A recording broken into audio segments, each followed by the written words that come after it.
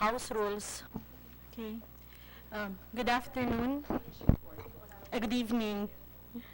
The hearing on the budget of the DILG and its attached agencies will commence in a short while. The Senate Committee on Finance requests the resource persons of the said department to kindly be seated in the place reserved for you.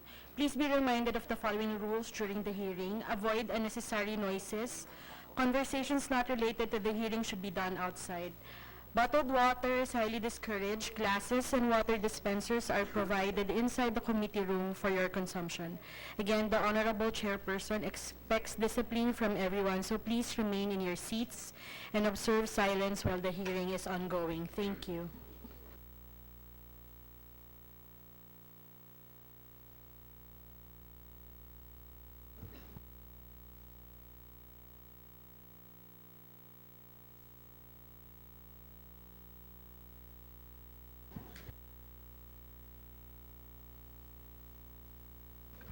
Good evening to the DILG family. Yes, Yusek Panadero.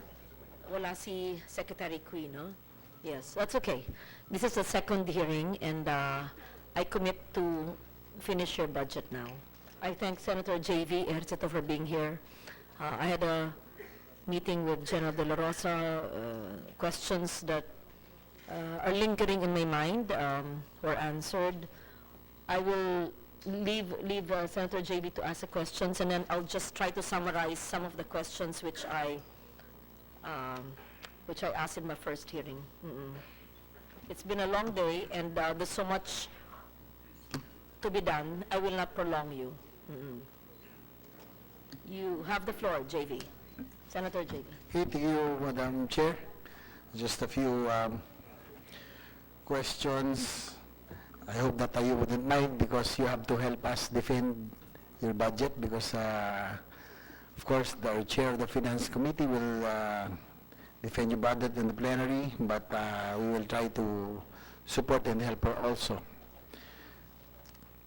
Anyway, just a few questions. The BNP, the biggest share of your budget will be intended for the personal services, no? Nasa 113 billion yata, or 86.7% of the budget.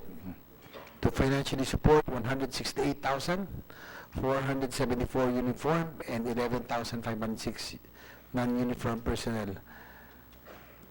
Just like to ask, probably our Chief NP can answer, how many new police officers are you planning to hire?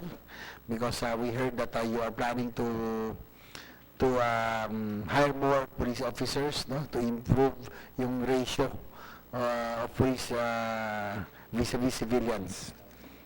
So, how many police officers are you planning to hire in the coming year?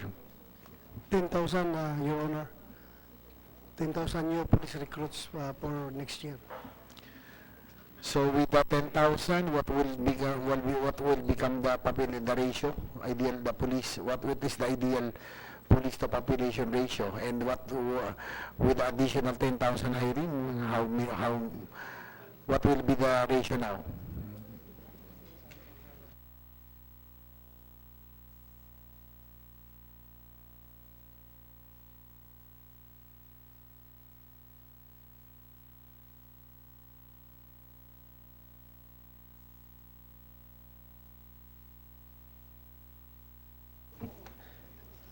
Currently, the police to population ratio is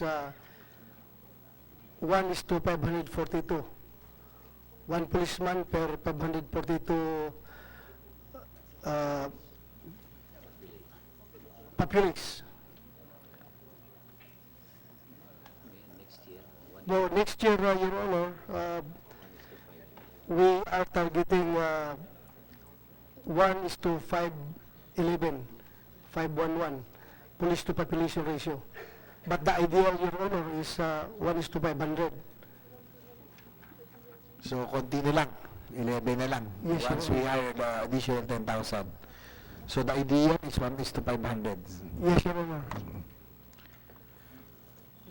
Can you walk us through just the recruitment process? How long does it take for a person to be hired as a police officer? Gaano katagal ang training before he is deployed as a police officer? Siguro, how many examinations? How long that is the training? Can I ask General Gamboa to ask? Please, to answer General the question? Gamboa. Thank you, sir. Ma'am Chairperson.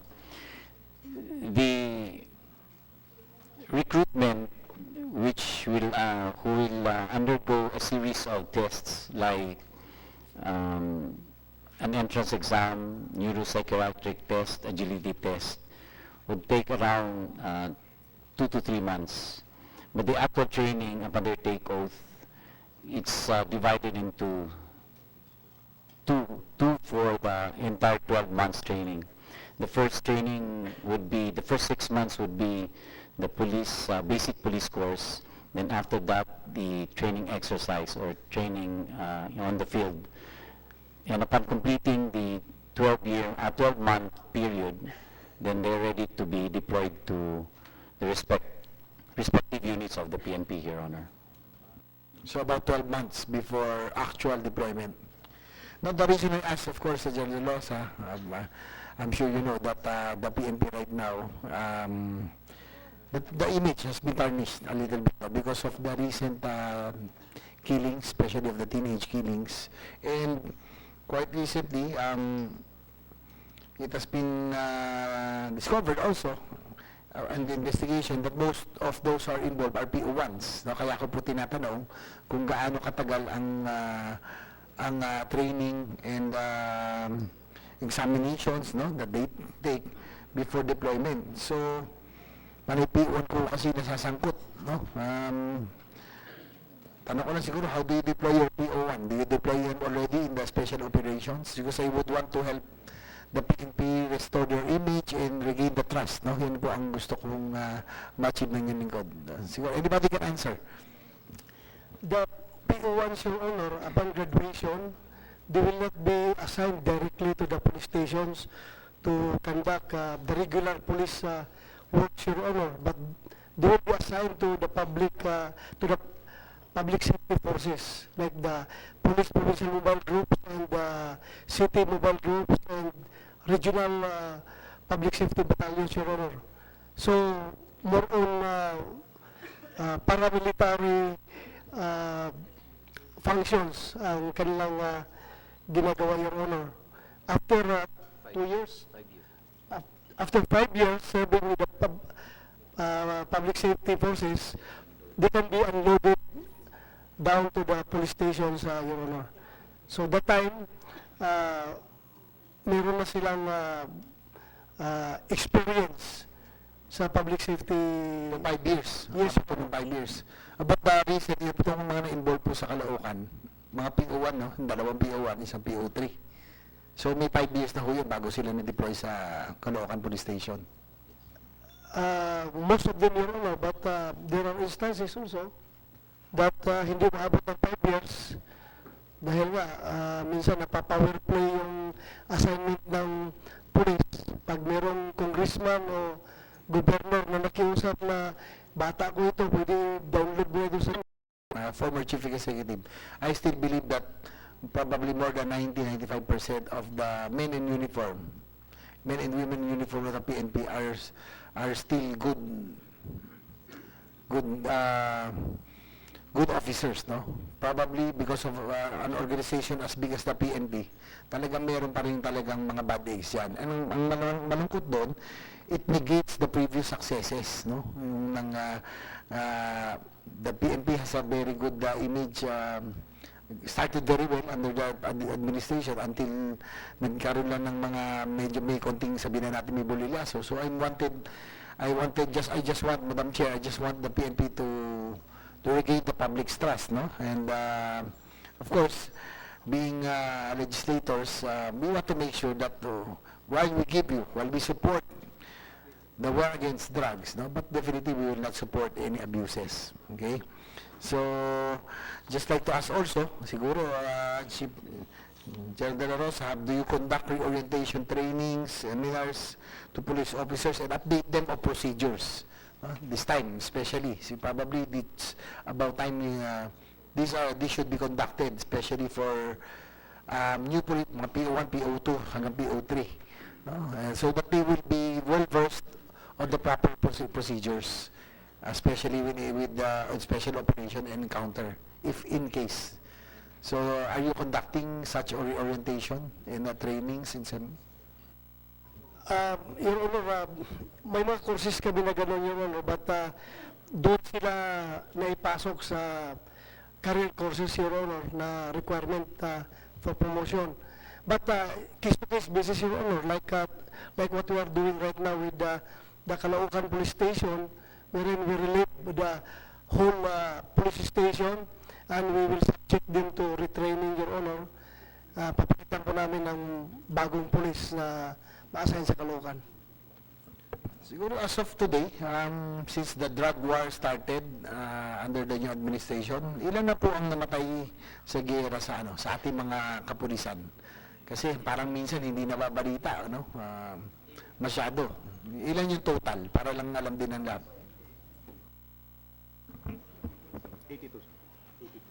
82, Your Honor. The latest of which is yung namatay sa Caloocan Police, Your Honor, na tinamaan sa ulo nung nakipagbarilan yung drug poster. Lately lang, Your Honor. So kung 82, your average cops that are being killed, policemen are being killed as probably 4 a month. Mga 4 sa isang buwan, magmula nung nagsimula itong war against drugs. Yes, Your Tama ba? Honor. Marami rin, Anyway, I was in receipt, Madam Chair, of a letter from, which I forwarded to the Chair of the Committee on Finance on request for the PNP to improve their crime fighting capability, specifically on operations relative to the Marawi siege. I have forwarded it to the Chair of the Finance Committee, but this is quite big, medyo malaki-laki ho ito. 14 billion to kung total. Wishlist lang naman ho ito, siguro, I presume, 14 billion. But these are, a lot of equipment, siguro, anybody from the PNP can explain kung para saan po ito? Will this be for the whole force or specifically for Marawi or that region? Your Honor, the total is 14 billion, but as listed in the letter, it is in accordance to the priority of the PNP. First would be the procurement of equipment for our command center. The Honorable Chairman provided us with 100 million for putting up the National Operations Center building. That's 2016 yet, or 2017? 2016, ma'am, 2016. The 100 million is for the PNP Command center. tactical Command center. civil command Yeah. center. That's for capital outlay. Yes, ma'am, infrastructure. I understand from Chief PNP that there's some confusion. There's no confusion because capital outlay is capital outlay. And if you need the equipment to make it a state-of-the-art command center of the PNP, let us know. And if there's no MOE for equipment there, wala pa. Because of course the equipment will come later after the structure is built. Remember, it was requested of me of your predecessor. So I'm not sure who was your predecessor who asked it. There was a resolution. General Marquez, We will not Your put Honor. 100 million if there was no request. Yes. So, 2016 pa yan. General Marquez, Madam Chair. Eh kaya nga, mag-expire na yan in 3 months. Yun nga, humihingi kayo ng 14 billion, ang 100 million hindi nyo magastos. Bakit kayo bibigyan ng karagdagan? At ang bagal-bagal. Eh, yun na nga eh. Ayun na naman ako. Naku, sana naman. Ma'am, only Yan ang this. problema ko sa DOTR, yan ang problema ko sa DepEd, problema sa DPWH. Humingi ang institusyon. Binibigay ko na nga. Hindi naman ginagastos. Akala daw ninyo, ang gusto ko, equipment. Paano mo ako makakaroon ng gusto? Eh kayo nakakaalam ng gusto ninyo. Sumusulat kayo, humihingi. Oh, sabihin nyo, dating administrasyon, bago, I don't look at administration sa kulay ninyo eh. Ay, yung institusyon nandyan eh. Nangangailangan kayo ng command center. 100 million, hindi biro yun. Ibig sabihin, meron ako kinaltasan somewhere at linigay ko sa inyo. Hindi naman yung linigay. Ginamit.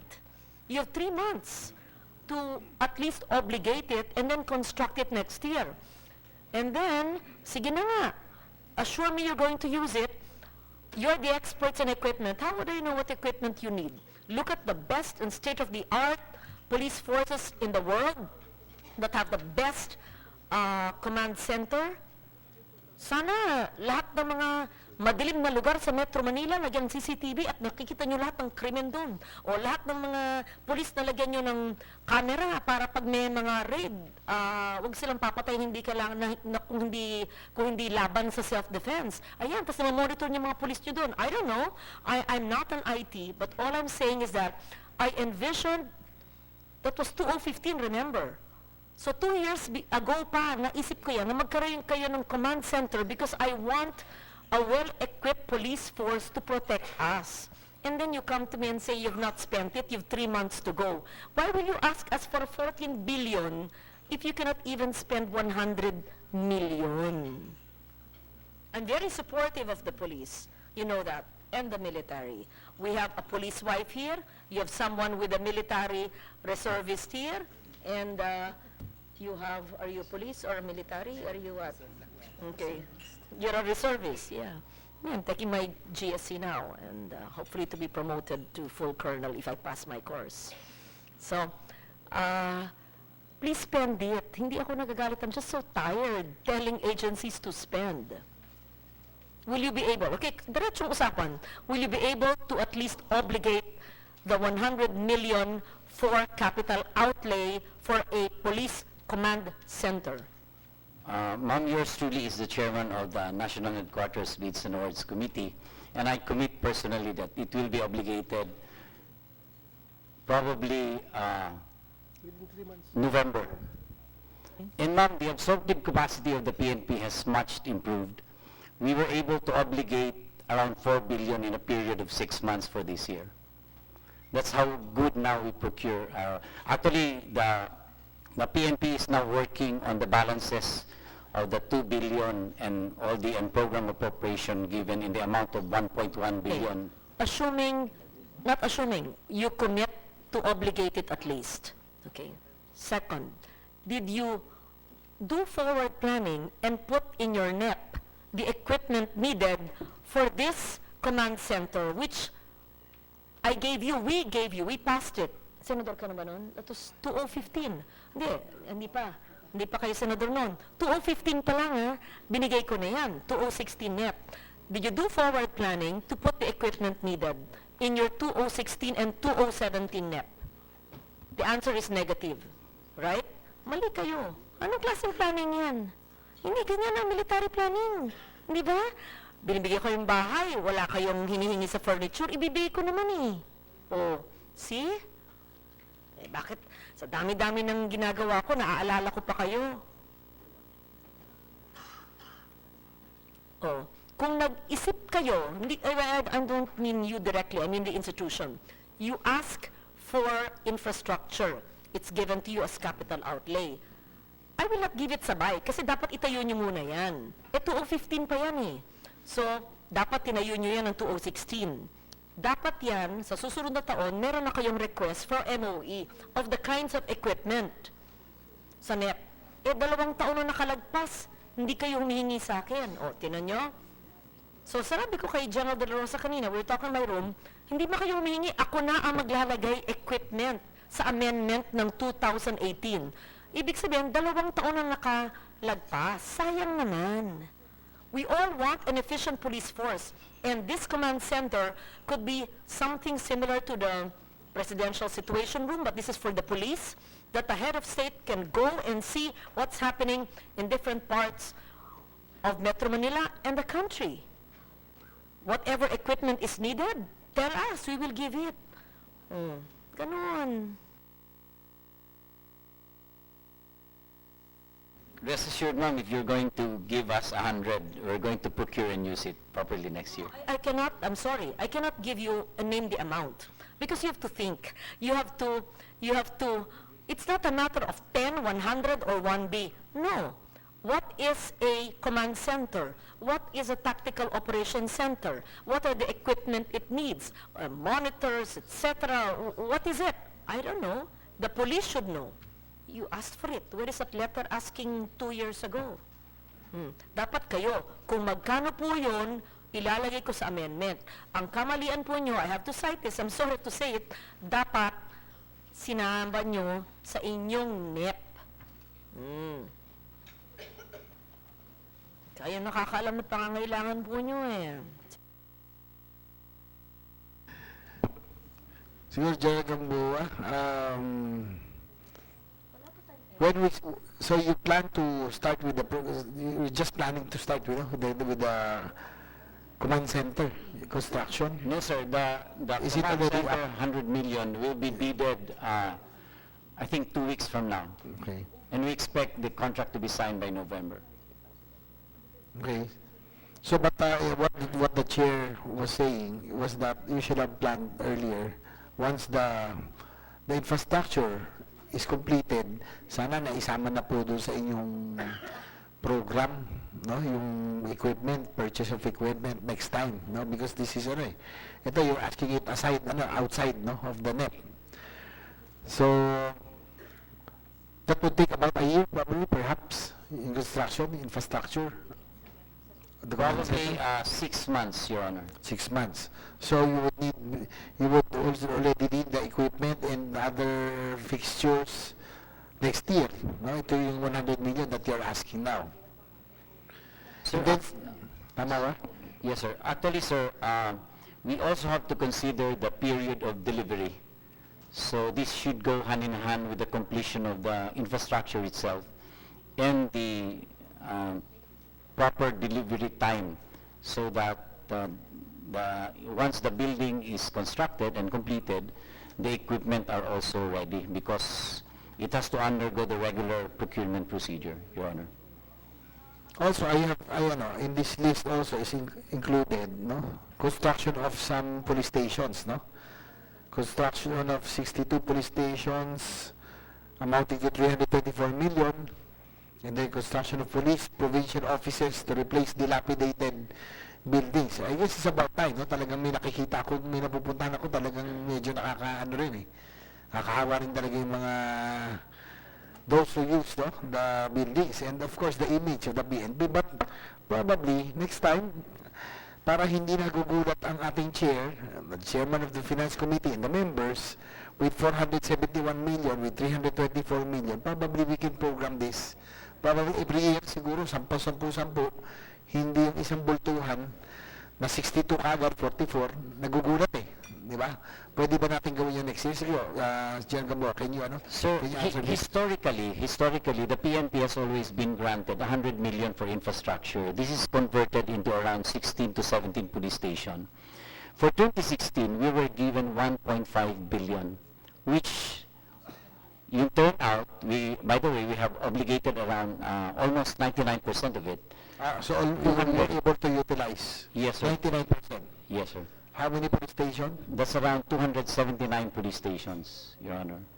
So that's why, even on the unprogrammed portion this year, we were given also appropriation for that. But of course, there are certain conditions prior to the grant of unprogrammed appropriation.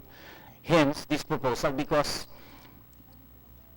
the proposal is actually based on the number of lots available already and are donated already to the PNP.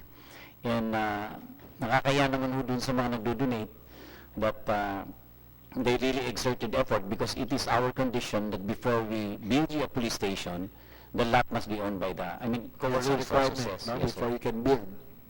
It has to be Yes, sir. transferred or donated to the PNP. Yes, Your Honor. So most of the police stations are still the municipal, nasa mga municipal compound probably. So yun po yung iniintay nyo na malipat sa inyo. Sir, yung hindi PNP owned, sir, is only 532 out of around 1,000 1766, sir.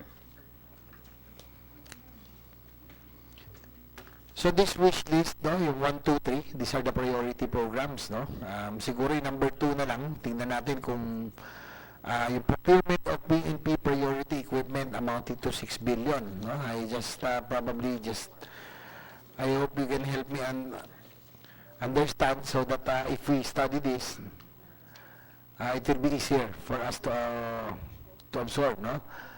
PNP priority wish list for armaments and equipment relative to Marawi siege, no? Mindanao areas, PROs 9, 10, 11, 12, and 13 in arm. So lahat ng 6 billion nito is really for these regions? Not Yes, sir. not for the national? O halo-halo na? This is only for the Mindanao region, sir. Mindanao region? Yes, sir. Okay. As a matter of fact, we have an estimate, and just for purposes of discussion, if you want the PNP to complete its move, shoot, and communicate, including investigate, we need around 18 billion for us to fill up our basic equipment, Your Honor. So this one is, of course, there's always a threat that the Marawi incident would be repeated, hence this request To prevent another prevent, repetition of Marawi. So yung wish list nyo po is about given kung sakasakali 18 billion worth sana. Ideal. Yun sir, yun yung Fully basic equipped. Okay. to fully equip the entire Philippine National Police. Kasi ang ano namin sir is, of course, our police to population ratio is based on population, and population always increase. As a matter of fact, the 10,000 being given each year for the PNP, if we par it with the population growth, talagang nabibitin sir.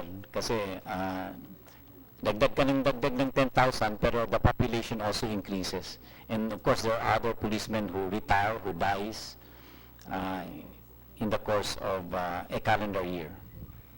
Okay, so nandito included are multipurpose armored personnel carrier or APCs. Ito po yung mga B-150, Simba. Yes, sir. No? Yes, sir. So, parang wala na ako masyado nakikita sa BNP dito no? Na operational except probably a few from the SAF. Yes, sir. Yung Tama ba? V-150, sir, the old V-150. How many are still running? Kakaunti na lang yata ang PNP, no? Around Sa SAF na lang yata. Yes, sir. And actually, sir, all the V-150s are with SAF Okay. because they have an armor unit for them. So 1.5 are medyo nare-remedyohan sir na maging conditional. So you're proposing to buy 12 units of APC for all of these, so 6 regions, so 2 per region, okay? Tapos sa air assets, ito po, last year we were able to procure, no? Air assets already, this year pala. So, bago, kasi ang very particular ating ang ating chairperson ng finance, no? Ayaw niya kasi humihingi tayo, gayong hindi pa natin nagagastos. I just want to be updated. Were you able to procure already the allotted 1 billion dapat yun no? Sir, 500 million for one twin engine. One twin engine, sir, is expected to be delivered hopefully by December, although under the contract, they're supposed to deliver it This year. May of next year. But I think so they are next year. exerting efforts to deliver it by December of this year. And because of the appropriation given to us based on our request, we have another balance of 456 million. Yeah, based the on- program funds. Yes, sir. So you will be able to utilize the We program can- funds as well. We are programming for the procurement of 2 single-engine choppers, and currently, together with that, we would still undertake the procurement for another 2 single-engine.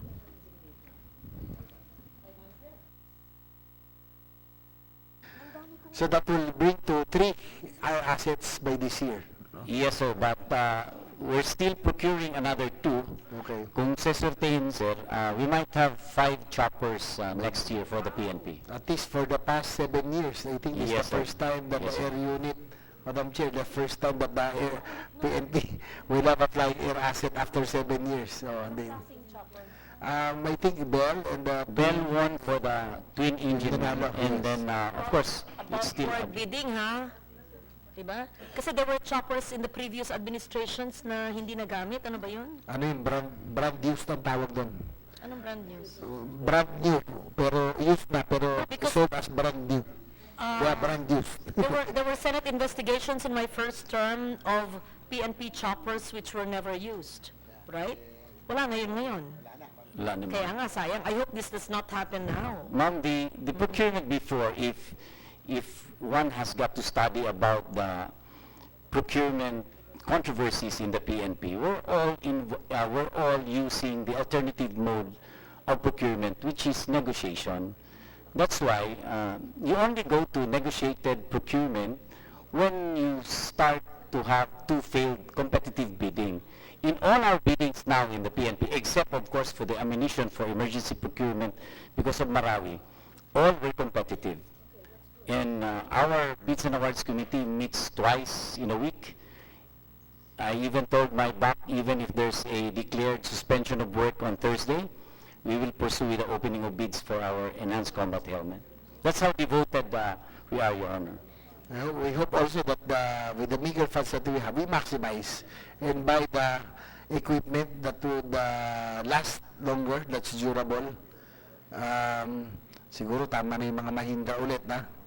Because talaga ang problem there is the service as well. So you have to think of that as well, no? Yung anywhere in the country, dapat yung kung saan madali, maraming service center.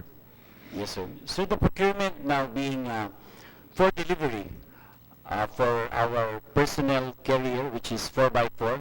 The winner is Toyota. Our light transport vehicle, it's still Toyota. There's How many also units, Jerry Cambawa? for the light transport vehicles, so for Toyota around 103. And then 128 for the 4x4. And then there's also the Mitsubishi Adventure on around 38. So all are above board, Your Honor. And that's good to hear because we don't mind spending a little more as long as you will be able to maximize the longer the service for the organization, the better. Okay? Doon po meron po kayong sa wishlist ulit, no? Single engine attack helicopter. This is also for this region?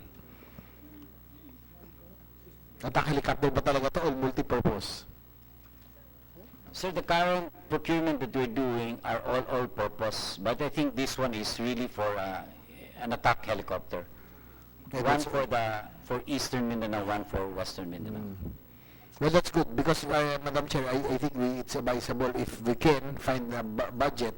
I would like to equip the PNP also with your own air assets, and you don't have to rely on the AFP kasi napakahirap talaga nun. Especially with the mamasapan, no? You do not want a repeat of that wherein you were so ang PNP umaasa kayo na magkakaroon ng suporta at tulong. It will be better if you have an operation like that, you already are fully equipped, di ba? You don't have to rely on the AFP or any other organization for equipment. We would want to equip, you're just lucky also that the chair of the finance is very supportive. Nandito si Senator Tiberos, whose husband was a member of the BNP, no, as well. So with the water assets, no, nandito na, we have request for rotary aircraft. I will give this to the chair for further studies. Doon naman sa water assets, no? Ito rin, medyo kulang tayo dito, yung maritime ninyo, no? How many, your requirement is 86, but you propose to purchase about 21 watercraft with a price of 20 million each, amounted to 400 million. So ano po ang ano to? Why is it quite expensive? Hindi naman siguro to rubber boat lang, no? What kind of watercraft to? Kayang, sino ba nasa maritime? Anybody can answer from the maritime? Currently, Your Honor, we were given 342 million to procure, these are tactical boats armed with 7.62 and 5.56 machine guns. Currently, we will also be procuring within the year. So this is How many? this will be given. How many for 2017? Ilan yun? 3, 4, 21, Your Honor. For the ARMN area only, Your Honor. This is specific. The end user is very specific. But for- this one is capable already going to high seas? Itong, Yes, it is designed to go on that's up in good. high seas, Your Honor. Buti naman. Kasi dati nakakaya si General De Rosa, kinikwento niya, di ba? When you were you're committing for the, ano ito, sa ASEAN, Indonesia, Malaysia, sila po meron, sa inyo hanggang coastal lang, bangka lang, ang maritime natin. So, We do expect them to have a more decent equipment for the maritime by the end of the year, probably next year, if these equipment are procured. Yes, sir. I think all of this will go to maritime. The 342 now being given to us will definitely go to ARMM region, which are composed actually of a lot of islands. Hence, they need water assets. These are reef boat siguro? May kasama ba reef boat dito sa maritime? Medyo mabilis. These are high speed. Meron na rin reef boat. The ones that are being used by the Navy SEALs. Kasi sa Abu Sayyaf, 3 makina nun. Pag hindi kayo twin engine, medyo malakas ang horsepower, ay hindi nyo aabutan yun. Di ba? So these are capable of pursuing Abu Sayyaf or pirates. And likewise, I hope you consider also, no, General Rosa, and the PNP procurement. There are capable shipbuilders in the country, in local, no, yung Hammerhead yata sa Subic, no, they can build yung reef boats that are being used by the US Navy SEALs that are equally good. So it's good that at least dito natutulungan natin, no? Kaysa naman iba pa kumita, yung labor, lahat, at least you will helping, I hope you consider that, no? Kasi local we support local. Kung kaya naman gawin dito, ba't hindi lang dito? And the service will be easier. With firepower, you have also proposal to purchase 3,000 5.56 assault rifles, grenade launcher, heavy machine guns. So, basic to, no? All for this region. But I understand, ano pong gagawin po natin? Di ba yung the United States and US, parang they do not want to sell any more weapons to the PNP because of the human rights issues. Does that still, does it still apply? Ano pa rin yun? Yes, sir. So the recent predicament that we have is that we have a 27,000 supposed to be ready for delivery to the PNP, 6-SOR basic assault rifle, 5.56, but because the State Department haven't granted the export permit, that's why we are now contemplating on opening our specifications to other platforms so that firearms from other countries can join our bidding. Were you able to, did you put a down payment or anything? No, sir. Nothing. No, sir. Because You have to utilize that already as soon as possible because the year is ending. And sir, the funds are already in the books of accounting obligated. obligated. So even if you Yes. fail, then you repeat. There's no problem anymore, sir, because it's obligated, right? And likewise, it's not only the United States who can supply us. There are other countries who are equally capable or even better, no? Just to give you an example, dun po sa San Juan Police sa amin, we're able to procure from Israel, no? Galil, Tabors, which are priced almost similarly, but I think are even better. So, andyan na HK from Germany, medyo mahal nga lang. Or yung Korea, sa Korea, yun, ginawa yung Daewoo there. So, there are a lot of other options available. Nasa sa inyo na yun. It's up to you because I know you have a technical working group. So, bahala na po kayo doon. So, it's such a, hindi lang naman ng US ang ating option. So, we have to also show them, kaya rin naman natin bumili sa iba eh. Diba? Sir, if I may, it's now in the Bureau of Customs. The PNP is expected that a delivery of around 743 X-95 submachine guns. So, Or yung Tabor. yes, sir. Tabor. Yes, sir. Yeah. For which unit will be using that? PSPG, Your Honor. SPG. That's good. At least you have other options. Bakala na Amerikano, sila lang pwede na mag-supply. Mas maraming, mas magaling. In fact, the Israeli firearms are, I think, even better. And then, next, yung sa drone, there's a proposal to buy 57 drones, no? 64 million. Medyo marami ito, Ano per region? Just for this region?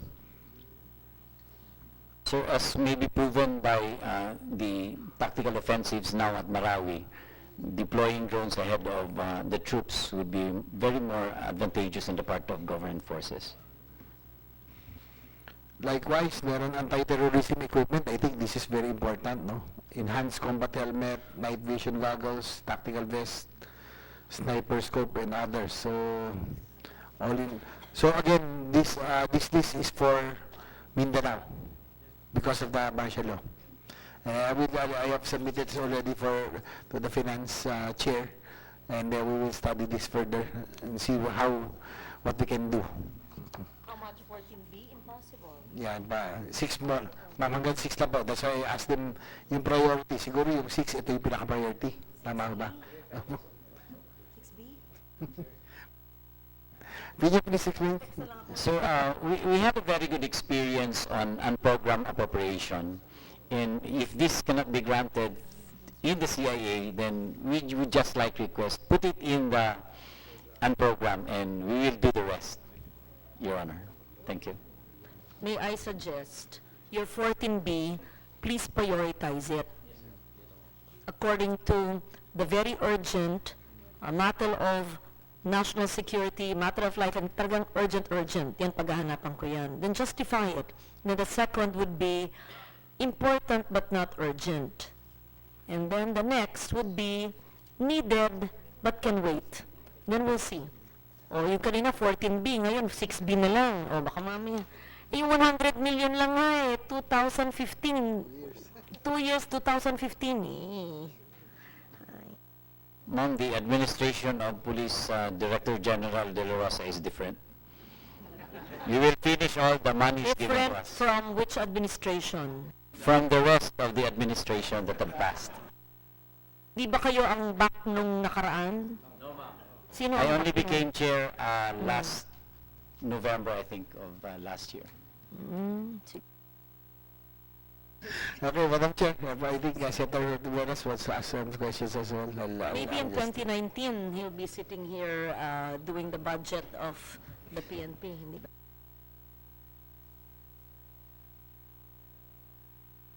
No, Senator. Sorry, I've not, no, this is a continuing hearing. You were recognized the first time. Are you done? Yeah, Senator Antiveros is recognized, please. Thank you, Madam Chair. Magandang gabi po sa lahat ng mga resource persons mula sa iba't ibang ahensya, lalo na mula sa PNP, kina Chief PNP De La Rosa at lahat. So, para po sa DILG, although related directly rin, mamaya, yung mga diretso sa PNP, but for DILG in general, hello Yusek, I notice the following under the locally funded projects and foreign-assisted projects. Yung mamamayang ayaw sa illegal na droga or masamasid with a budget of 500 million and anti-illegal drugs information system of 14.6 million. So under the DILG circular number, circular 2016-116, one of the thrusts of masamasid is the creation of a reporting mechanism on illegal drugs related activities. Could you please clarify, Yusek, how illegal drug-related information are gathered, validated, and then used?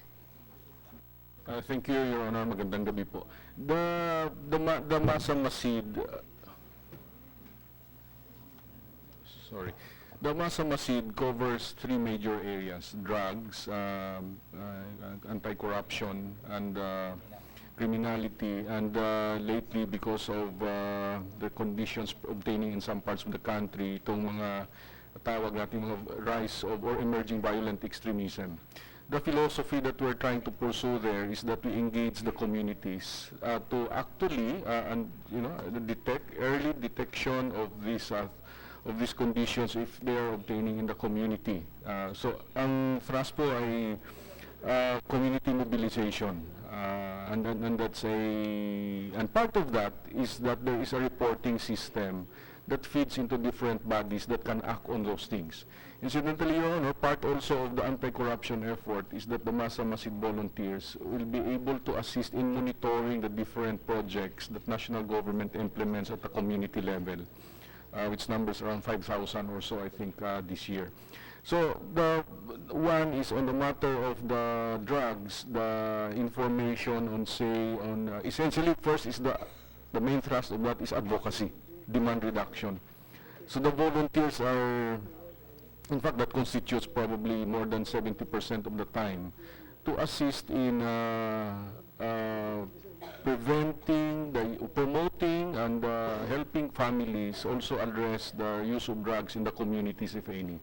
So, hina-harness natin yung community talaga na tumulong sa pagpapaliwanag na hindi dapat pumasok sa paggamit ng droga.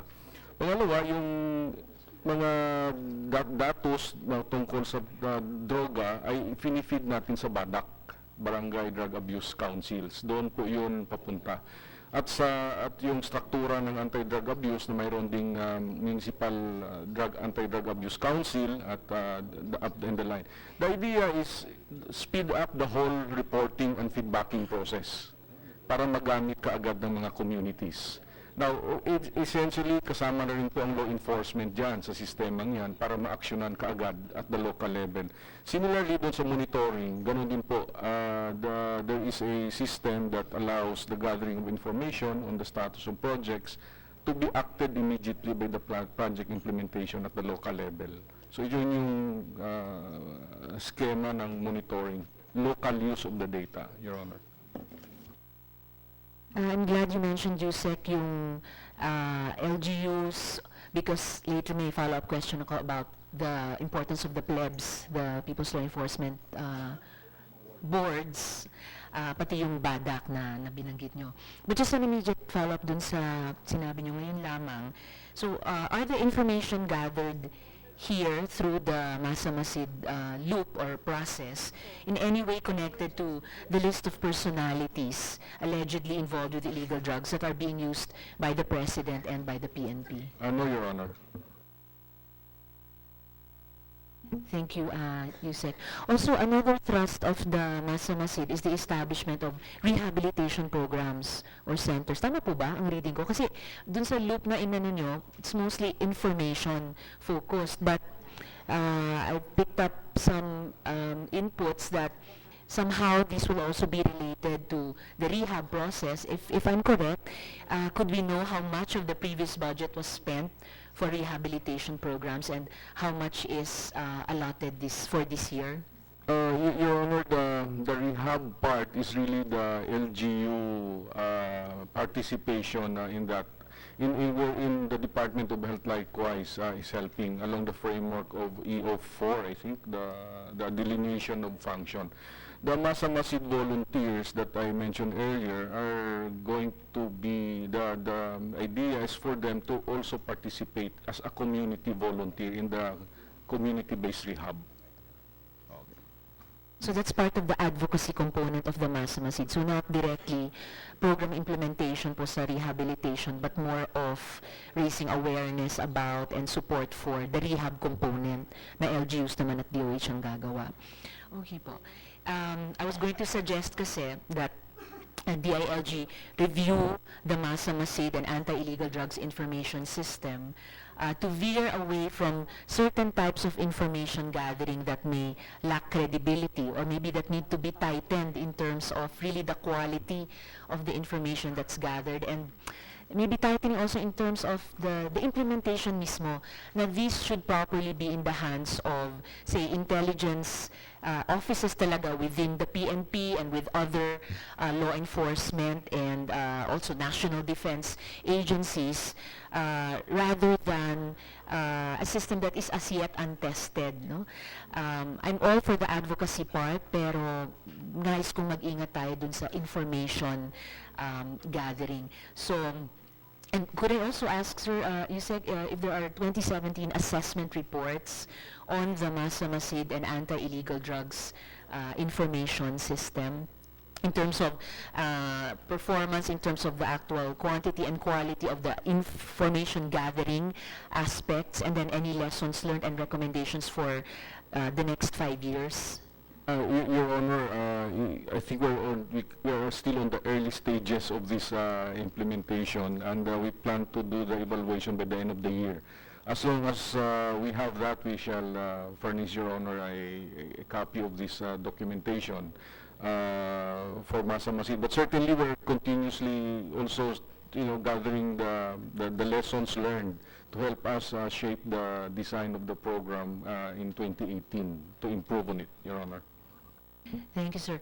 So part of the suggestion I was going to make was veering away from certain aspects of information gathering that may lack credibility, but pending yung evaluation ninyo at the year end towards strengthening of the rehab aspects of the programs. Pero pinaliwanag nyo nga, it's not so much DILG mas DOH and with the LGUs, but of course which are also under DILG na mas ang magsasagawa niyan. So probably the rehab aspects of the advocacy that are supposed to be done by these information systems.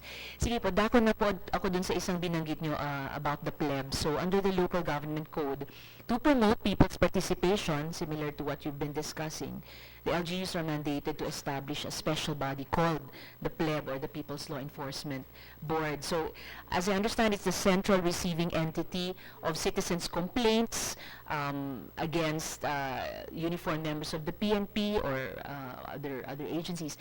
It's composed of members of the Sangguniang Panglunsod or Bayan, the Punong Barangay, 3 members from the local Peace and Order Council from among the respected members of the community. So the way it is described, kung ganun po talaga siya umiiral sa lahat ng LGUs natin, it's really very important in order to establish that relationship and accountability between our law enforcement authorities and the communities where they serve. So, sir, what's the status of the plebs right now in our country, and do we have a program to further strengthen them?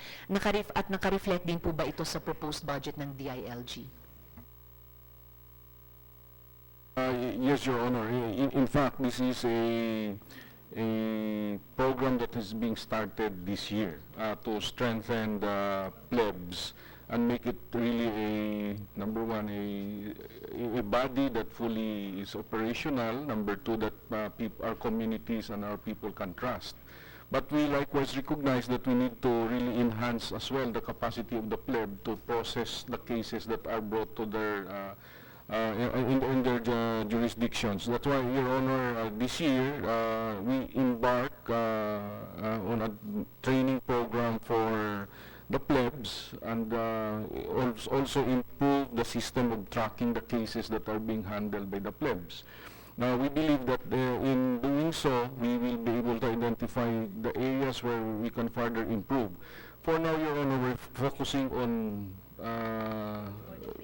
the NCR, Region 3 and Region 4A. These are our biggest regions, Your Honor, and this is, we noted likewise that we have the most number of cases in these places. This is a very challenging activity, Your Honor, and we are truly thankful for the support of in fact, the Senate for putting this into the program. And this is again an avenue where we have collaborated with communities likewise, because a key component is trust building. So we hope in the next year's budget, this is likewise proposed for how much? There's no budget. 230. We proposed 200 million budget because we wanted to scale up. Unfortunately, I think this was not provided by our friends from DBM. So Why not, sir? probably they see some other priorities, Your Honor. So we are actually we submitted an appeal on this matter. Yes, sir. Doon na nga po sa table on the selected locally funded projects, 0 nga po para sa implementation of the pleb. At paano naman tayo makaka-implement kapag walang pondo? Maybe that's something that our committee can look at again. Kasi nga, sasabihin ko nga po sana na sa proposed budget para sa DILG for the next fiscal year, parang mas properly funded yung law enforcement, pero hindi kasing properly funded yung local governance aspects naman. And I think the pleb is a good intersection between the law enforcement and the local governance, pero kahit yun ay hindi funded. I don't think it's a good trend na we sustain funding for law enforcement as we should, pero we don't equally sustain funding for the other aspects of local governance that are under the shock of the DILG, at lalong dapat hindi siya i-defund next year or in the following year. So I'll follow up our chairperson if we can look at that again, no? yung para po sa para po sa pleb. I appreciate that, Your Honor. Thank you. Thank you, Yusek. Balik po sa PNP. So, tiningnan ko po yung PNP strategic objectives, tapos yung organizational outcomes, in terms of community safety improved, yung dalawang programa ng crime prevention and suppression at saka crime investigation. So I understand that the budget allocated to the PNP is expected to result in an improvement of community safety and reduction of crime, as stated in the PNP strategic objectives. Despite the recent spate and surge in killings under the anti-drug war campaign, so how does PNP measure the feeling of safety in the communities? Kasi meron pong table talaga rito, may baseline, may 2018 targets tayo. What method is the PNP using in gathering this information, yung feeling of safety in the communities? Sorry. Yes. Risa, before you answer, Yusek Panadero, were you happy with the answer about the 100 million for the plebs? Sabi ko lang, Chair, na since it was proposed in the DILG budget but not carried in what DBM has sent to us in Congress, maybe we already could have take it funded a this second look. year. Okay, great. I'm In looking at this 2000 table. We have 100 million this year for plebs. In fact, before our time, it's created by law, right? And it was lying and inactive for a long time until we funded it for 2017. So I'm not too happy with the answer to the question of Senator Risa, because you were asking about the proposed budget, correct? Correct. This is for the 2018. Probably DBM did not include it because you've not, what is your obligation rate for the 100 million for the pleb? That's MOE, that's capacity building. Can you please just briefly describe to us how will the long inactive pleb, which we funded through 100 million, how will it improve the situation? How is it going to be used? Capacity building, that's very broad there. Your Honor, thank you. The current situation is the 100 of the 100 million. First is the money was released to us in July 3 of 2017.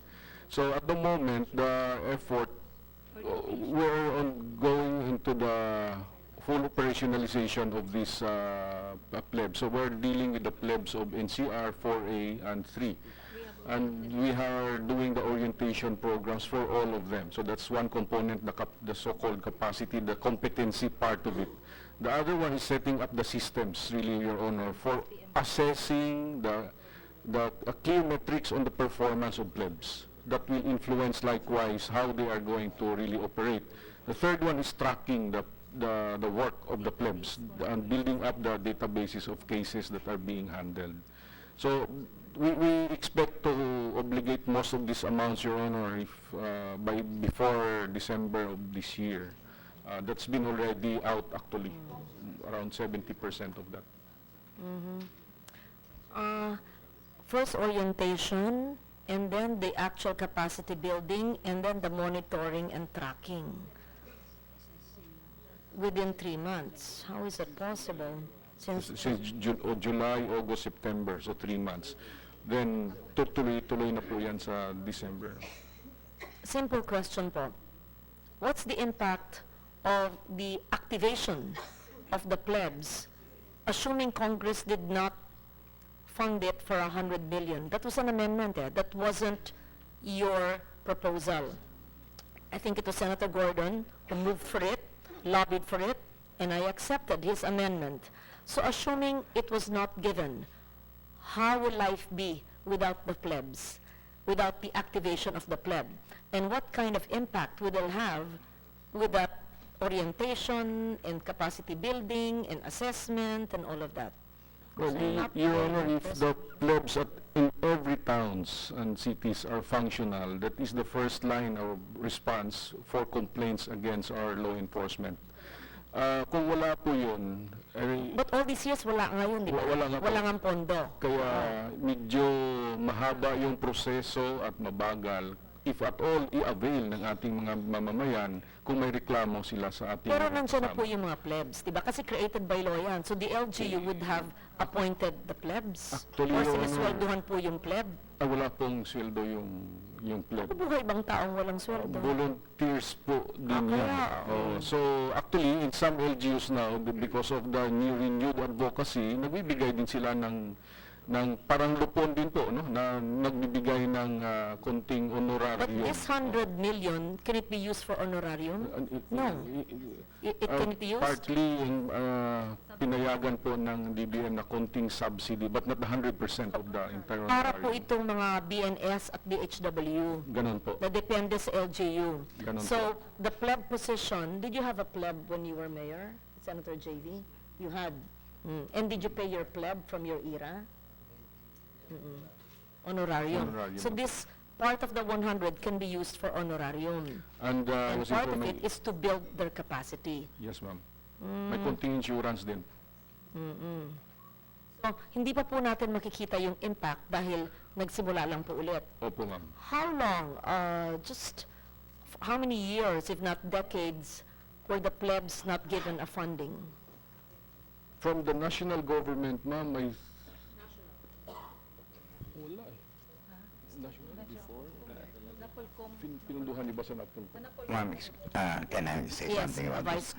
I have been a pleb chairman myself, and my experience was that on a periodic basis, we're given a stipend of something like 2,000 per session. And in 1 month's time, we conduct at least 4 sessions to accommodate cases filed before the pleb. That's the only expenditure that we had. The first time that the national government is actually allocating for all the plebs? Yes, as far as I am aware of. So this is an This is the only augmentation of their allowance from LGUs and Yes. orientations to make them more efficient and better. Ganun ba yun? Yes, the only link of the pleb to the national government is through the NAPOLCOM. Otherwise, they will be acting, they will be functioning by themselves. Madam with the Chair. LGU.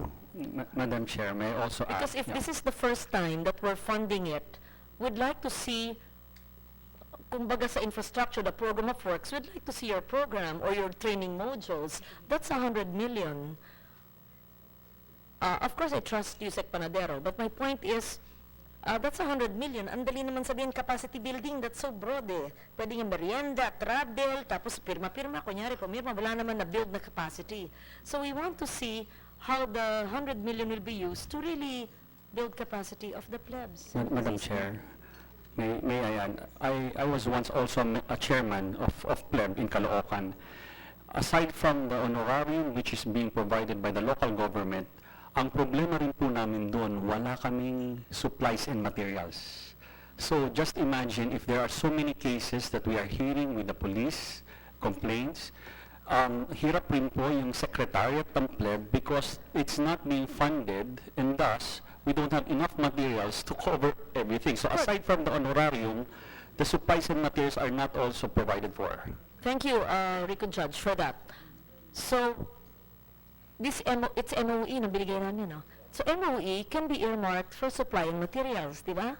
Pwede yun. So, we need to break down of the 100. What will go to honorarium, dagdag? What will go to supplies and materials? What will go to capacity building orientation, workshop, etc.? And is this enough, the 2017, the present year's budget, for the whole country, or you only targeted some regions or just NCR?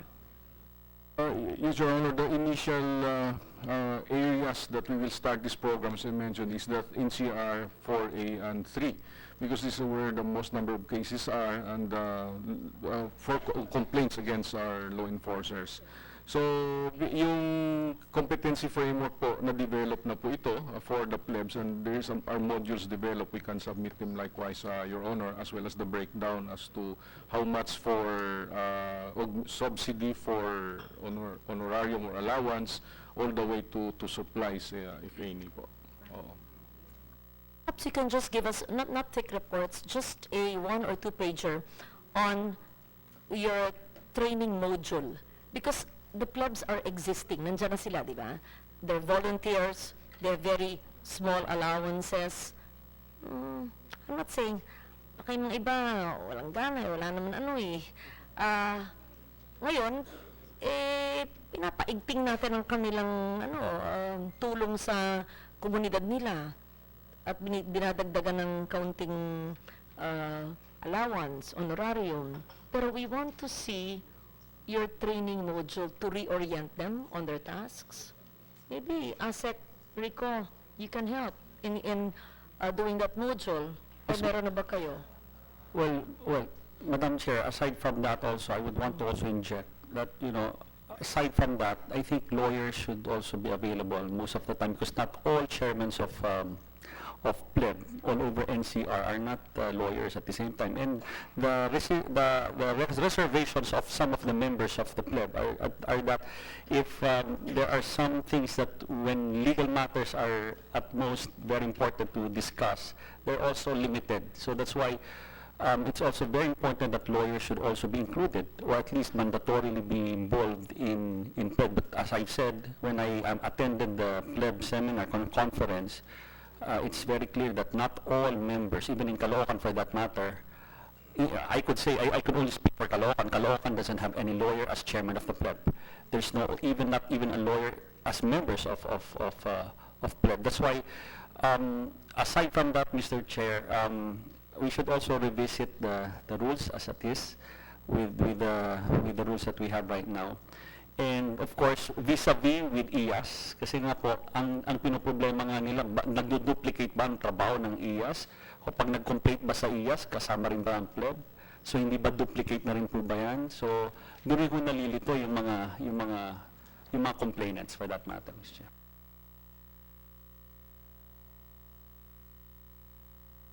Thank you, Madam Chair.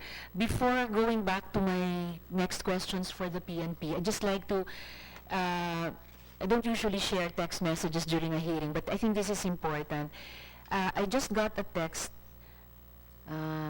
actually from a mister of mine also, which I think we need to, I just want to share with the committee, and maybe para marinig din po ng DILG, because it refers to the discussion we were just having about the plebs. I won't name him anymore, but I think it's important to get different perspectives on each topic, even or especially if there's a difference of opinion about it. Sabi po niya, the PNP has posted strong objection to the strengthening of the plebs because they are highly politicized at the expense of the PNP. So, Madam Chair, this is the first time I'm hearing this, and I think it's important to consider it, not just in terms of addressing the specific issue, pero kung ano nga yung, is there truth to it? And if there's truth to it, so how do we address this problem? Pati in terms of yung organizational or institutional relationship between the pleb or other DILG bodies with similar objectives as the pleb vis-a-vis the PNP, which is our main law enforcement pillar sa criminal justice system. So I just want to share that, Madam Chair, for our own learning, our own reflection. If I may, yes, Madam Chair. Senator Risa, just 1 minute, because I asked the OIC of DSWD to come. I didn't realize he's been waiting since 5:30. Mr. Leco is here. Ano oras po kayo nandito, Mr. Leco? He's the acting secretary. 5 o'clock? Ay, nakakahiya. We were in session and I was meeting. The reason why the DSWD OIC is here is we are helping them obligate the Sustainable Livelihood Program of 7 billion. And I wanted to connect the DSWD OIC with USEC, sorry to interrupt this, but this is of interest to everybody, with USEC Panadero and Secretary Cui, but he's not here, so that the winners of your Seal of Excellence or Good Housekeeping, 300 po yan, no? Na LGUs can be given access to the SLP's Because, why them? Because they know how to spend. We assume that they are not thieves and they are competent, correct? And we assume that there are poor in those areas because there's poor everywhere. I mean, pardon me for being so blunt. I mean,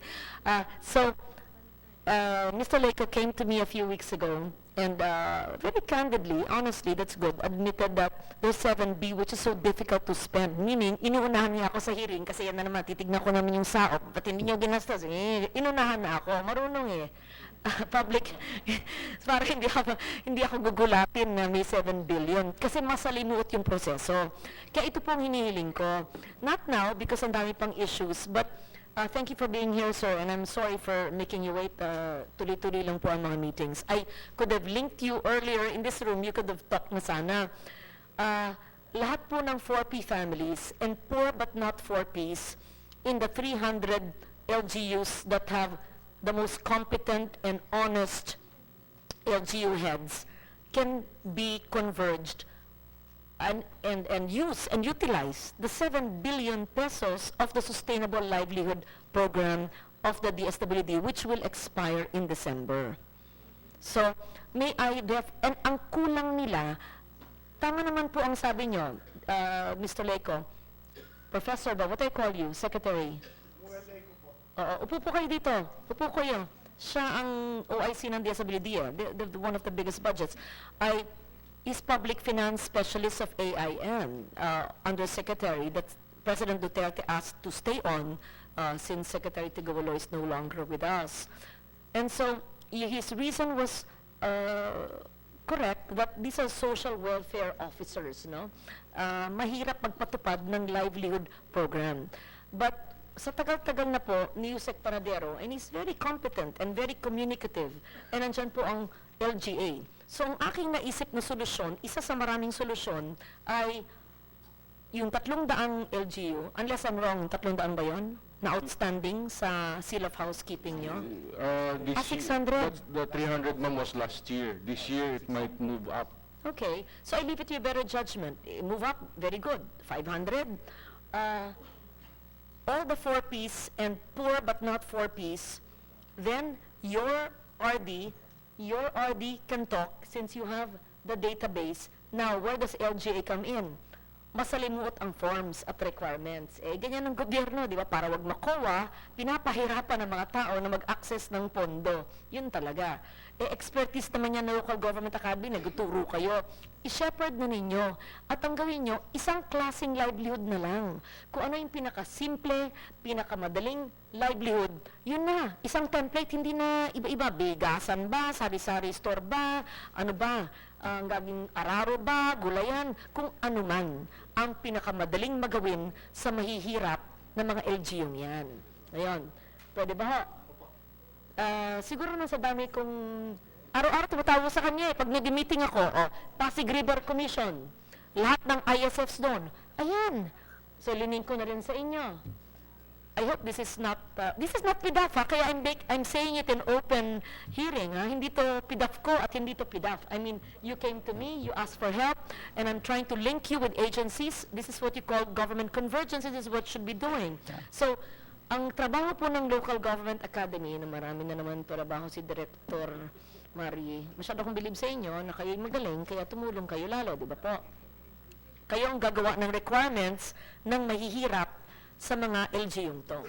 Let's see, kung gagalaw ang 7B, if by December yung 7B nyo, mga lahate, di mabuti, may narating yung ating pagkukulit sa mga ahensya. Pangalawa po, meron bang mga pulis na sa ilalim ng 4P? Wala. Kasi maski kamag-anak, hindi. Kasi ang 4P talagang poor, right? So walang pulis na poor. Ha? Wala eh. Pero poor eh, di ba? Wala talaga. Yung 4P talagang kamag-anak ng pulis. O sige na nga. Siyempre, obviously walang pulis. Kamag-anak ng pulis, pwede? Anak? Anak. Kapatid. Bakit hindi nyo gawin ganon? Bawal pa itong ginagawa ko, sabihin niyo pag bawal. Anak ng pulis, kapatid ng pulis, asawa ng pulis. Gusto ko lang, mapunta kasi yung Sustainable Livelihood Program sa mga lingkod bayan na nangangailangan. Meron bang kamag-anak ang pulis na 4P? Siguro naman. O mga namatayan, yun ang ibig ko sabihin. So, kayo na po ang bahala sa mga namatayan, na biktima, nangangailangan tulong.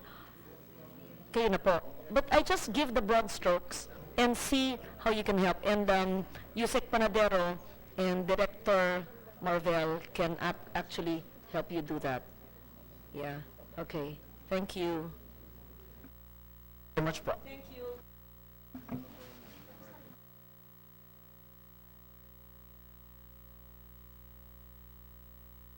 Thank you, Chair. Teka, saan na ba? Ayun, last point na lang about the plebs. Just a clarification na plebs is not a duplication of IAS. It was mandated under the Local Government Code 1991, ostensibly for strengthening of community participation, democratization, pagiging bantay ng tao. But under the local governments, whereas IAS is under the PNP. So, hindi sila duplication ng isa't isa. Okay po. So, balik po dun sa tanong ko dun sa how does the PNP measure the feeling of safety in the community? So, may baseline tayo na 66% feeling safe, and then our 2018 target, 69.3% feeling safe rating. What method is the PNP using in gathering this information? Ma'am, we go direct to the method of how it is being measured. May I say, ma'am ka dyan? If we go direct to the measurement, there's a part of our CIA request is a 128 million laying down this national safety index from capacity building to surveys so that we are really able to measure. But based on the grant of our usual MOE, we'd rather go for crime prevention and suppression, increase foot patrols, increase mobile patrols, reduction of the national index crime rate, of which the acceptable now is around, anong index crime rate acceptable? Index crime rate acceptable? 14? 30. And then, of course, 100% response to police assistance calls.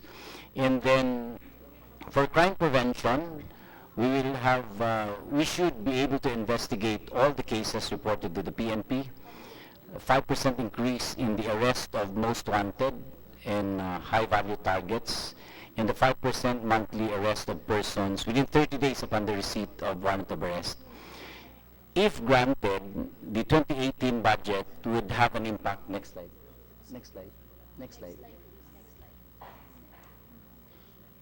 At the end of December 31 of next year, we would envision that the PNP is able to reduce all forms of criminality, although the emphasis of the PNP is on the 6 focus crimes. These are the major crimes, index crimes like robbery,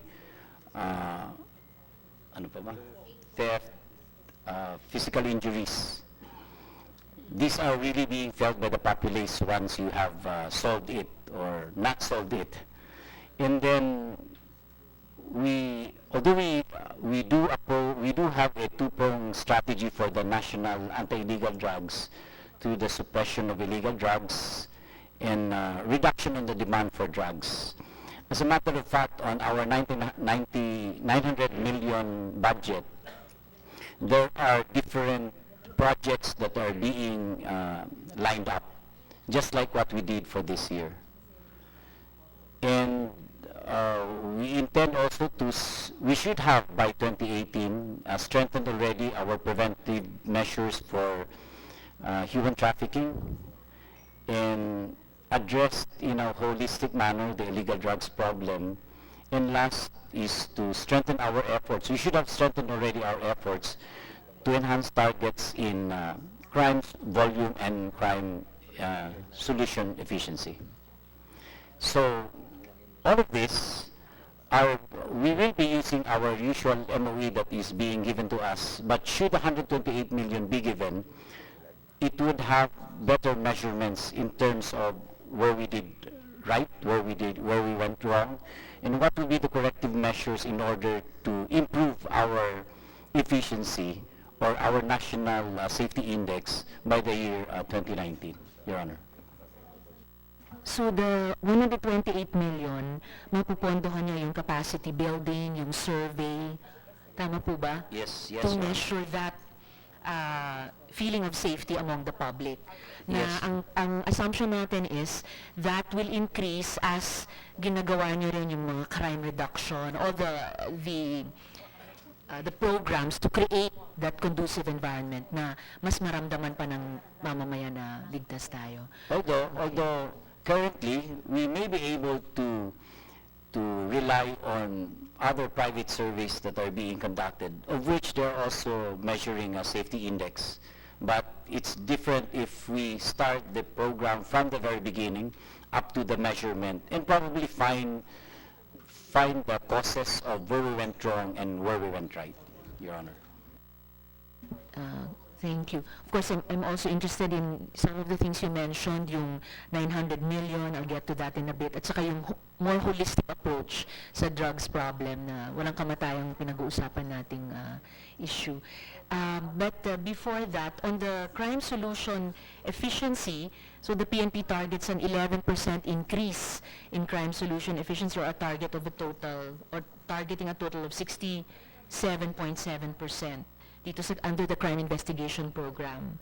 So, what do we expect from the PNP in 2018? Is it more of the same operations or a combination of what we've seen so far and some innovations? Paano aabutin yung 11% increase in crime solution efficiency? Well, Your Honor, other than solving crime, through capital outlay, we may be able to increase our efficiency in solving crimes by enhancing our investigative capability. And as a matter of fact, we have already built crime laboratories services in the different regions. And added to this would be other competency training in terms of investigation. So all of this hopefully would contribute to achieving the target goals for crime solution efficiency by next year. Thank you. So now I come to the PNP Anti-Illegal Drugs Campaign Plan, or the double barrel.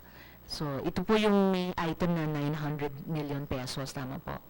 Sabi niyo nga it will account for different projects. And I recall there was a period sometime earlier this year, or was it late last year, na for at least one day, sinuspend ng PNP yung Oplan double barrel.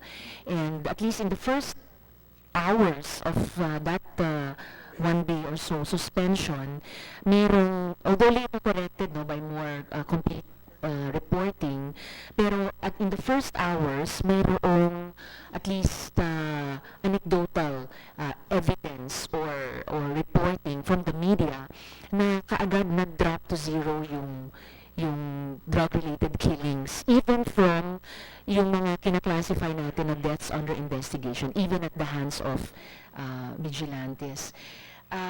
But so now, Madam Chair and Sen. JV, this is one of the, for me, the most important questions I'd like to put dito sa ating hearing. So we have a proposed budget of 900 million for, still for Oplan double barrel. And I'm looking sa buong PNP budget, within the DILG budget, I'm really looking to sana mas gumastos tayo sa mga reform items and mga modernization items. Alam din ito ni Sen. JV since last year, kasi isa siya sa mga champions dito ng Capability Enhancement Program for the PNP na mas mapondohan ito. And then reform items, and some of these na pag-uusapan na natin in terms of continuous training, orientation, etc. So actually, Madam Chair, I wanted to explore sa the DILG budget, specifically sa PNP budget, a reallocation of the 900 million for double barrel to many other items within the PNP budget, such as training, continuous training and values formation of the police officers, men and women, intensified prosecution of erring police personnel, operations pertaining to the resolution of killings by riding in tandem and unidentified individuals, other programs under the DILGs, for example, yun na nga, although given yung input no, which I feel is important, kailangan nating i-thresh out kung totoo ba yun o hindi, no? Yung politicization ng plebs at the expense ng PNP. Pero other programs under DILG, 2 LGUs for strengthening whether of the plebs or other bodies. And then very, very important para sa akin, and I really share this 100% with CNJB, yung sa capability enhancement program ng PNP, some of which I think reflected na dun sa wish list. Health programs para sa PNP na sinimulan din natin i-discuss in last year's budget hearing, and some of the other items also mentioned. So, I'd just like to seek yung... Salamat. At saka parang nabanggit na ito, yung procurement of CCTVs para for monitor, and nabanggit na rin ni Chair kanina, for increasing the safety of public spaces and assisting our law enforcement authorities in the investigation if ever merong pa ring crime na mangyari sa mga lugar na iyon. So I just wanted to seek the wisdom of the committee and of course leadership from the PNP about Is it this part of your proposal. net? May we know, can we have that answer insofar as the CCTV in areas which are dark and the hot spots, what's a better word, crime-ridden areas of Metro Manila and Metro Cebu, Metro Davao, other areas, is there a budget allocation for CCTV? Your Honor, the 900 million is part of our NEP. The request for CCTV, 100 million, is part of our request in the CIA, Your Honor. It's not yet in your NEP? Not yet, Your Honor. What areas in the country, in Metro Manila and in other parts of the country, are covered by CCTV from the PNP budget, if any? As in the of past now, ma'am, years? Yes. I don't think, but in some other LGUs, they do provide. LGU. But these are all LGU initiated monitoring. May we know which is the best LGU that had procured the best, most efficient kind of CCTV, which is being monitored, and if there's a direct correlation to crime prevention? In short, if we light up our streets and if we have CCTV manned by competent people, and kasi hindi naman sa budget CCTV, maglagay ka dyan, kung wala naman manunood ng monitor, kung wala naman pupuntang pulisya kaagad So all of this together, which is the model LGU, if any? So far, Your Honor, we can say Davao City, Your Honor. Yes, Your Honor. Long ago, have you had your CCTV? Sa 15 years ago, Your Honor. Okay. That's a given already. Why don't you replicate, General, what you did in Davao City to Metro Manila?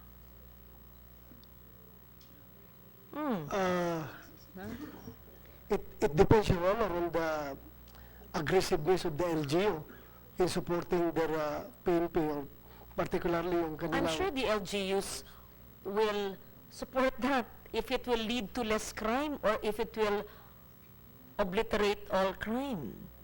Oh, that I'm willing to fund. Because if the LGUs will not fund it, we can even put it through MMDA, whichever is better. Or perhaps connect it to the command center we're setting up. Because I really want to see at any one time what's happening in all these streets of Metro Manila. Is that possible? Is it possible? The whole Metro Manila? Ang daming monitor niyan. Your Honor, I think almost all of the cities of Metro Manila have their own CCTVs. Of course, there's a question of ownership when you want to integrate all of these things. But should we be given the 100 million for the CCTV, part of it, we will study the integration of all of these 17 cities in Metro Manila. And maybe... You have the 100 million for the command center. And your request of the 14 billion, there's 100 million for CCTV, correct? That's Yes, your Your Honor. 2018 additional request. Yes, Your Honor. Because it's not in your NEP. Yes, Your Honor. Pahabol. It's an afterthought. Is this CCTV 100 million request integrate, in your thought, in your proposal, part of the command center operations?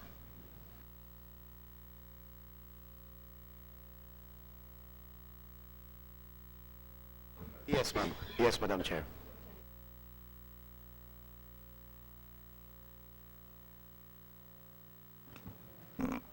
Madam Chair, in Calbayog City, if I can share this, when I was counselor in that LGU, we passed a law that requires the installation of CCTVs in public places to be funded by the LGU.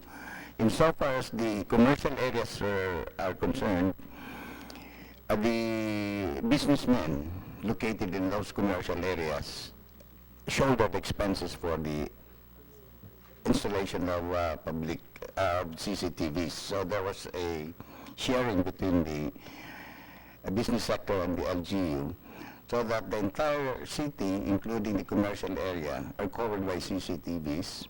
And then we also passed, to strengthen this measure, we also make it lawful for anyone to enter any establishment with the use of helmets. So their faces must not be covered by anything. So if they are riding a motorcycle, it is mandatory for them to remove all these accessories on their faces when they enter establishment, because it defeats the purpose of the CCTV when you are your face is covered with with anything, with a bonnet, with a handkerchief. So these are support ordinances that we filed in connection with the installation of CCTVs. My sharing with the business sector. Yes, ma'am. Ngayon, Mayor JV, Senator JV, who was mayor, tells me that all LGUs in Metro Manila already have their CCTV. Who has control of that? The chief of police of that area?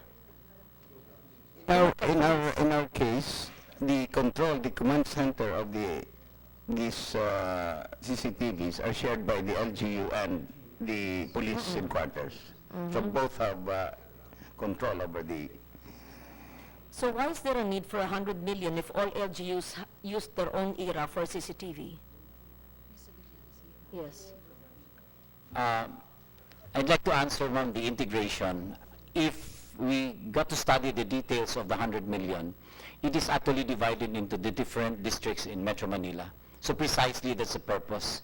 We come up with an NOC, integrate of all CCTVs of all localities, and all will be, can be seen at the NOC. It's a 3-story building which will be built inside Camp Crame, purposely to monitor the entire Metro Manila.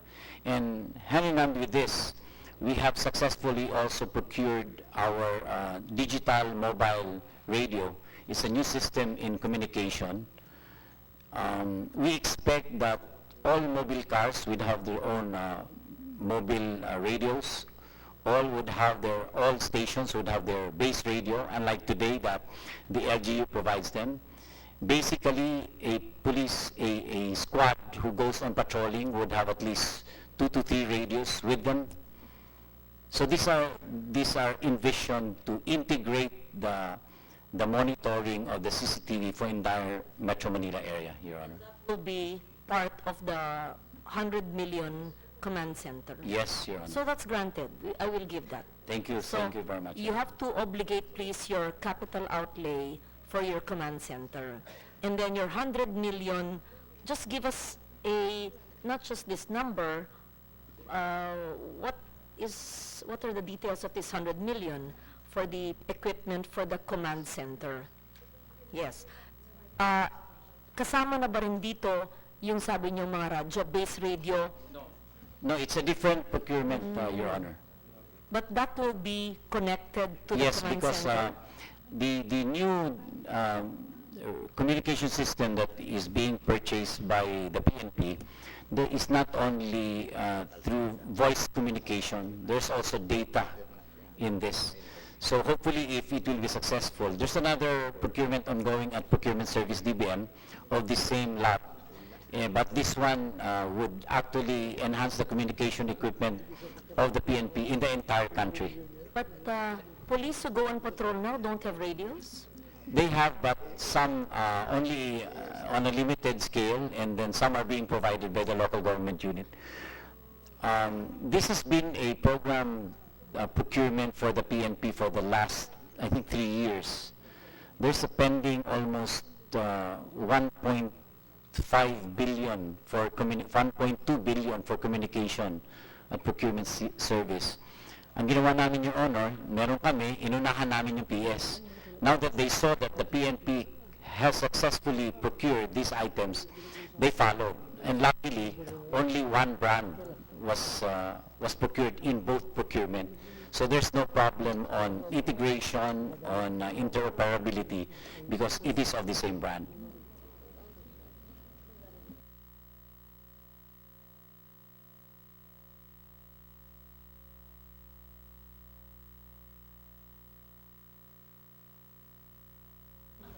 And if I may add, Your Honor, for 2018, we expect procurement to be ready for award as early as December 5 of this year.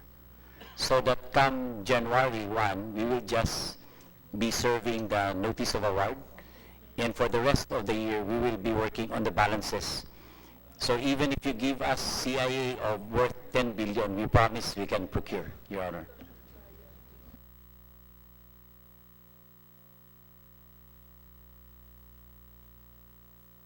No, CCTV, yung laman ng inyong, basta yung laman ng inyong command center, syempre, kailangan nagpatayo ng building, kailangan ng laman. At kasama dyan, itong number 1 sa inyong 14B, yung 100,000, 100 million, correct? Na yung radio, wala naman po dito. Ano ba? Because it's already procured. We're waiting for the delivery of it. Meron na pala. Yes. Oo. No, the radio, ma'am, the radio. But this one is CCTV and its integration. No, okay. Klaro natin. Itong 100 million is a CCTV and the integration. Yes. Everything. So with this, it's complete. The radio, you're not asking No, for no, Your funds Honor. anymore. But what we're saying is, if you grant us more than 100 million through CIA, we can obligate it. So that's why we're requesting. No, this is already, what CIA? Congressional insertion. This is already a CIA. This 100 million is already an additional request. We're So you're requesting for asking more, Your another Honor. additional, you have not even spent it.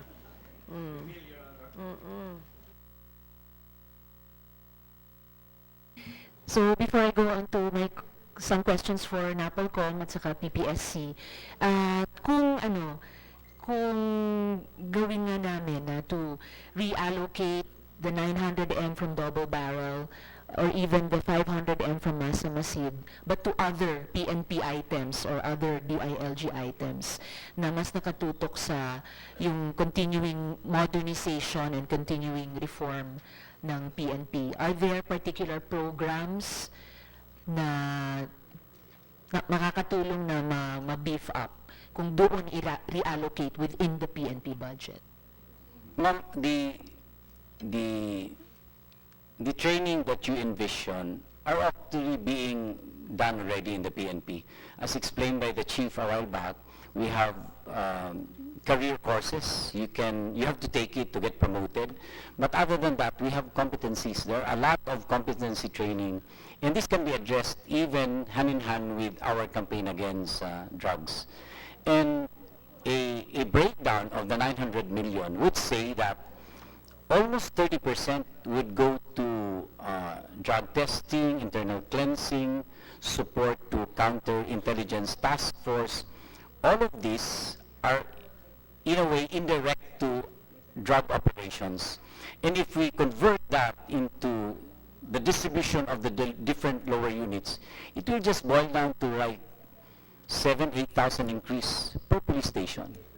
Because the PNP is composed of 1,766 municipal and city police stations.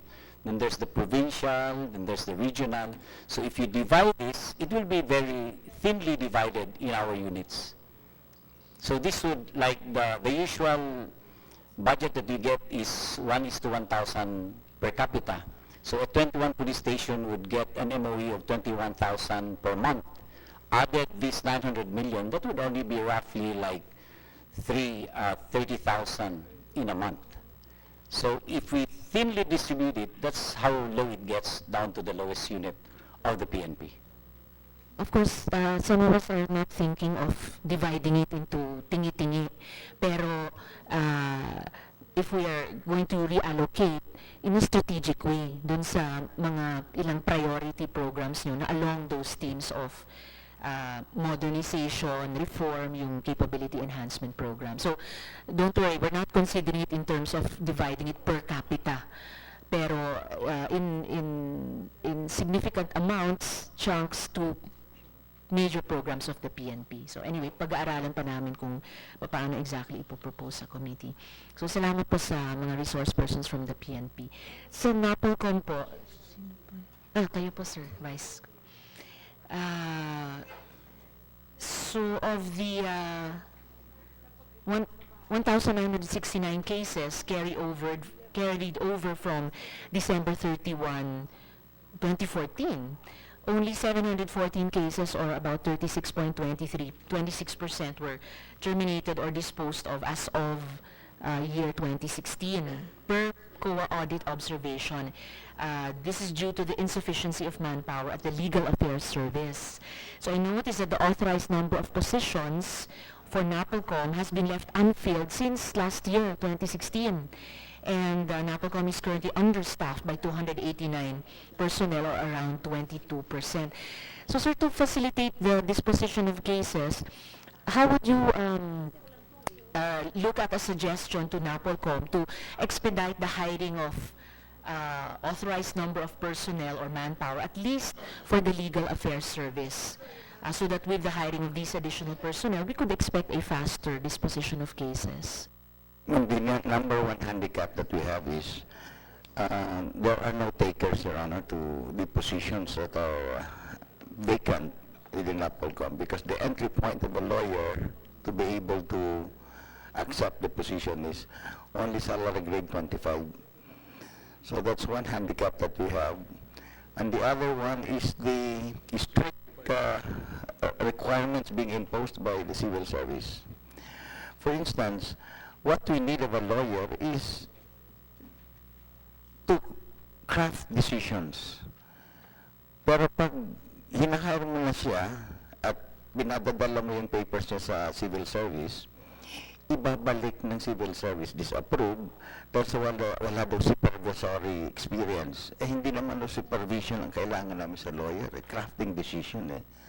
So, pag bumabalik sa amin, disapprove, napapahiya yung applicant, hindi na bumabalik sa amin. Pumupunta na sa PAO, kung saan na nakakarating, kasi walang ganong requirement. So these are the things that are giving us difficulty in hiring lawyers. Kaya po, nagsasuffer ang disposition namin. Because at the rate now that is happening in our office, magdidispose ka ng 40 na asunto on a monthly basis, papasok sa'yo 60. So, lagi may variance na 20. I-multiply mo yan over the years. 1 year, meron ka ng 240 na backlog.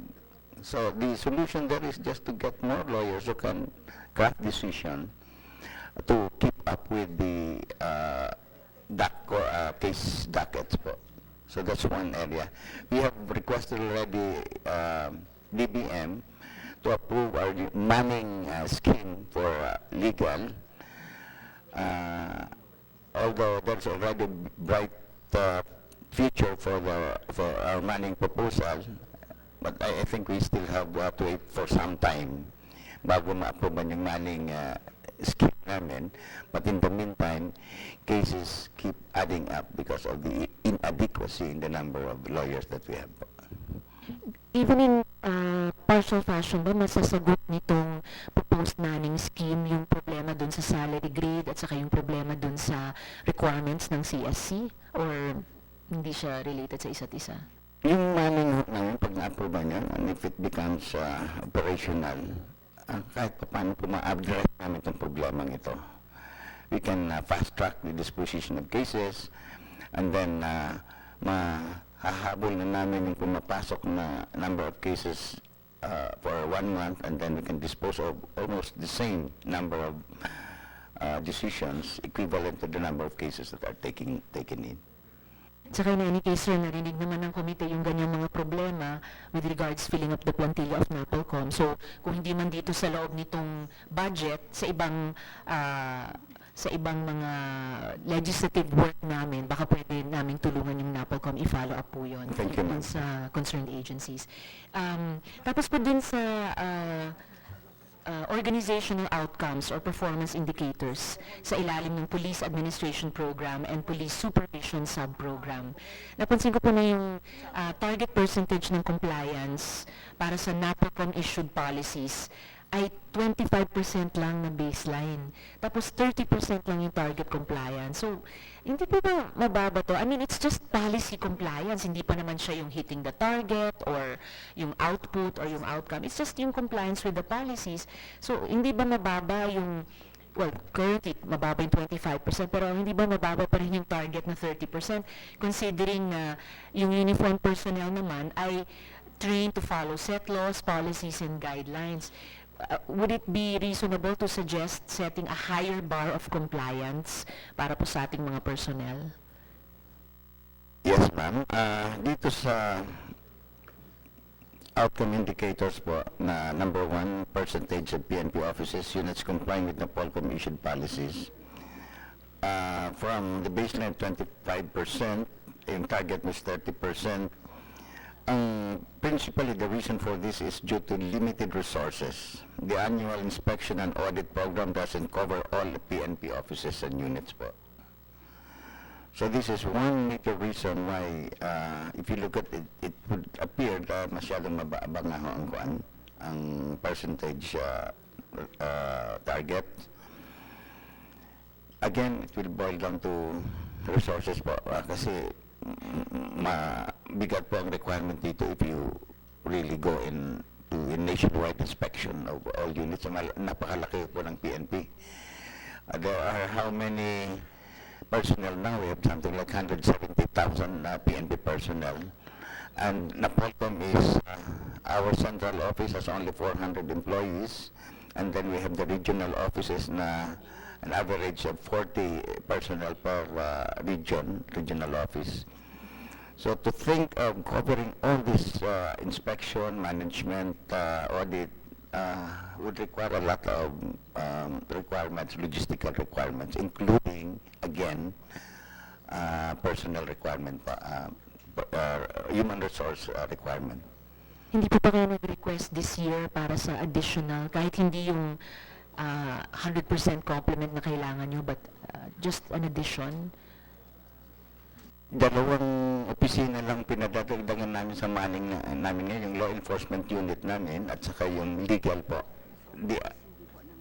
Yes.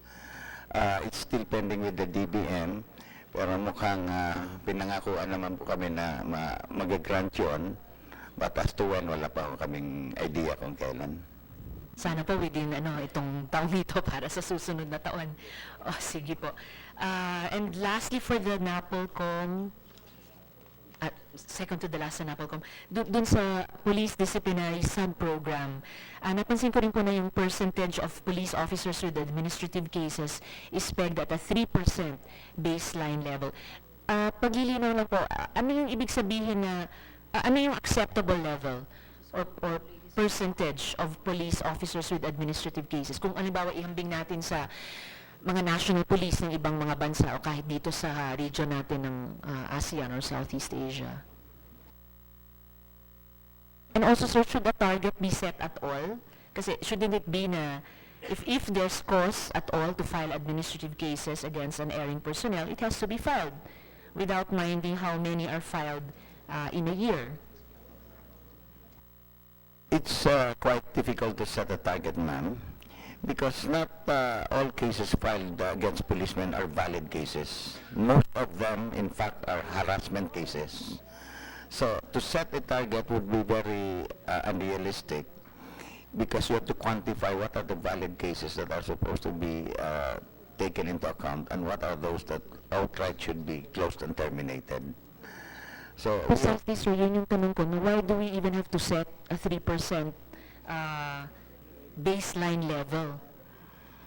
Kasi kung ano lang yung final na valid, yun lang talaga. Bakit I'm just trying to understand, bakit meron pang parang acceptable level or baseline na percentage?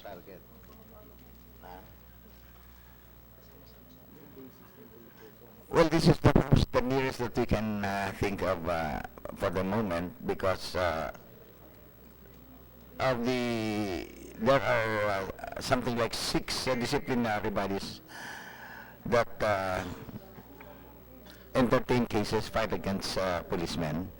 And when we divide these cases among the 6 different bodies, we can only surmise that 3% would be a good target already in terms of quantifying the kind of cases that are filed against PNP personnel.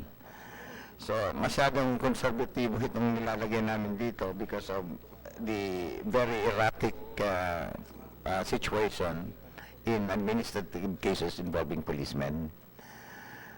I still have really to come up with a stronger figure, ma'am, to set the target for purposes of the disposition of cases involving policemen, ma'am.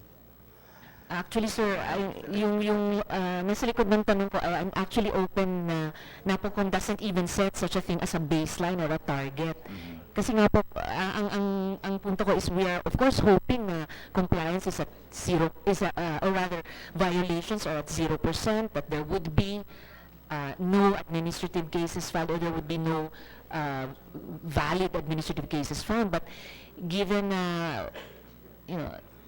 we're a human organization, parang bakit prescriptive na may 3% target? Why not just descriptive, reporting every year kung ilan ang natanggap at ilan ang na-dispose? But it's okay, sir. Yes, we will can pursue adapt that your at, suggestion, ma'am.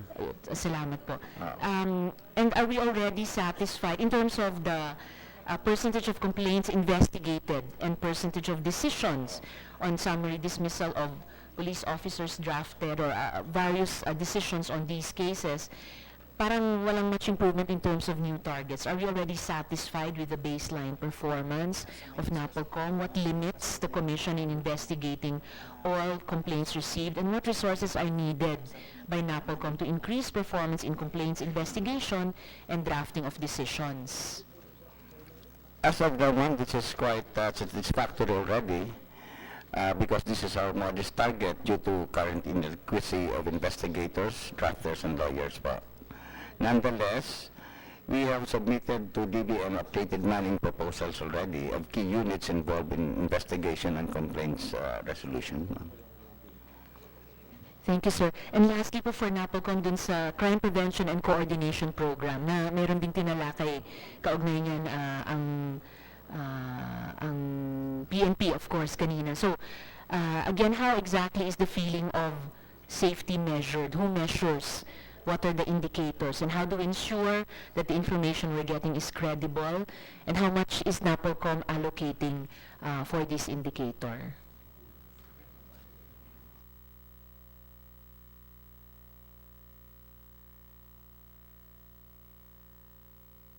Under the Crime Prevention and Coordination Program, our target for 2018 is 50%.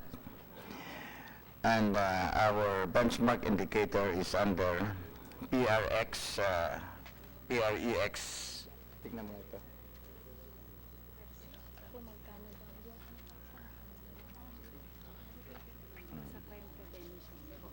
Okay. It's what we have allocated here for, is 39 million, ma'am. Okay. Okay, that's noted, sir. I also notice, however, na dun sa percentage of population that say they feel safe, yung baseline, wala pang baseline. Just thinking aloud, pero kasi at least ang PNP meron silang proposed capacity building and surveys. Is there any possibility na magkakatulungan ang PNP at saka ang NAPOLCOM in terms of such surveys to come up with a baseline para yun yung basehan natin for setting targets? How many more percentage of our population will feel safe in the next 5 years until 2022?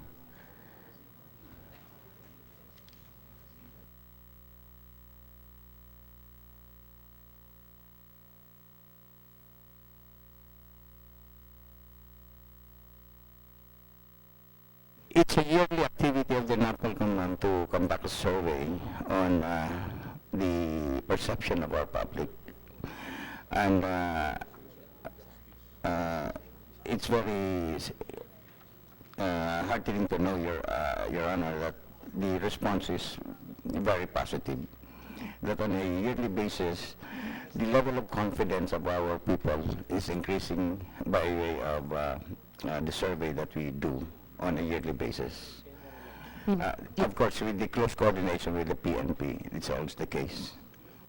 Maybe, sir, you could also furnish the committee kahit ano lang snapshot of the survey's results year on year for NAPOLCOM. Kasi dito ang naka-indicate and no baseline. So, akala tuloy namin walang Yes, ma'am. explained We will sila. do that, ma'am. We'll submit it to the committee. And since NAPOLCOM is conducting criminal researches and undertaking studies, could we know what the target studies are, including objectives of the studies for year 2018? We have changed a bit, Your Honor, about our crime prevention programs because of the priorities of the present administration. For instance, what used to be Oplan Lambat Sibat was actually the centerpiece of the previous crime prevention program. We have to modify our crime prevention program because of the drug advocacy now that our present administration would like to pursue. So we have to rearrange our crime prevention strategies, like for instance transnational crimes has become a new concept in our crime prevention program, cyber crimes for instance. So our mandate to provide the President with a crime prevention program on an advisory basis has to be adjusted to keep pace with the present developments in our society. Last for NAPOLCOM, sir, since NAPOLCOM is mandated to investigate reported police anomalies and make decisions on suspected erring police officers, may I know what is NAPOLCOM's action on the reported killings involving the police? How many cases are already, if any, being handled by NAPOLCOM at this point? Well, basically, police operations, especially on the drug war, it's almost axiomatic for ES to come into the picture. Other cases that would be generated by these incidents would go to NAPOLCOM. Pero yung area about immediate discipline, immediate confinement of quarters, it's ES who comes into the picture because it's exclusively a PNP activity. After that, administrative cases, issues on whether to retain or remove a policeman from the service now becomes the domain of the NAPOLCOM. Thank you, sir. Madam Chair, my last question is for the Philippine Public Safety College. Sir, what are, just for our a refresher for us po, what are the mandatory courses designed for our uniformed personnel? Are there regular reviews of the courses to continue including more up-to-date topics regarding the values formation you were talking about earlier, adherence to human rights, etc.? Yes, Your Honor. For the PPSC, we have a total of 24 mandatory courses. And this includes, of course, not only the Philippine National Police, but fire and jail as well. Now, in terms of the review of the curriculum, we have a regular review, and the latest one was conducted for the National Police College for the Officers Basic Course, Advanced Course, and the OSEC that 3 weeks ago we have presented to the HRDD of the PNP. So all reviews, to include also the entry courses, especially the recruits, we also present that with the quad of the Philippine National Police. Now, our latest programs we have 2 masteral programs. This is a revival of the Masters in Public Safety Administration, or MPSA, equivalent to the MNSA of the National Defense College. After 15 years dormant, we have revived it, and we graduated the first only last week. So we are into the second, but we have a ladderized program for the NPC that had commenced only last September 7 for the second batch. I'm sorry, but it took some time for us to revive it, but we are trying to level up with the AFP, where we have a mandatory course of MNSA for their generals.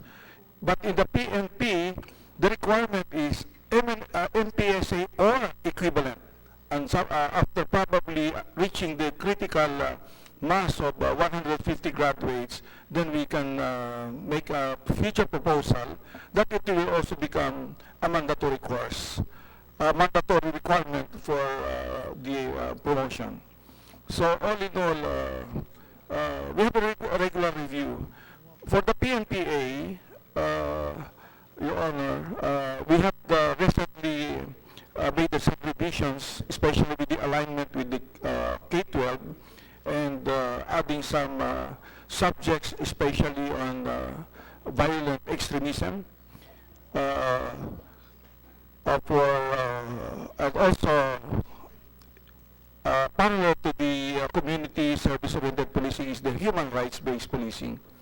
So I think these are the changes that we have adopted. And just recently, Your Honor, we have published our character and competency framework aligned with the 21st century, and this is also in line with the values of the PNP and that of our national value. So values, I mean. So what are we doing is making investments for our future leaders to comply with the mandate under the national security policy, where we have to develop strategic thinkers.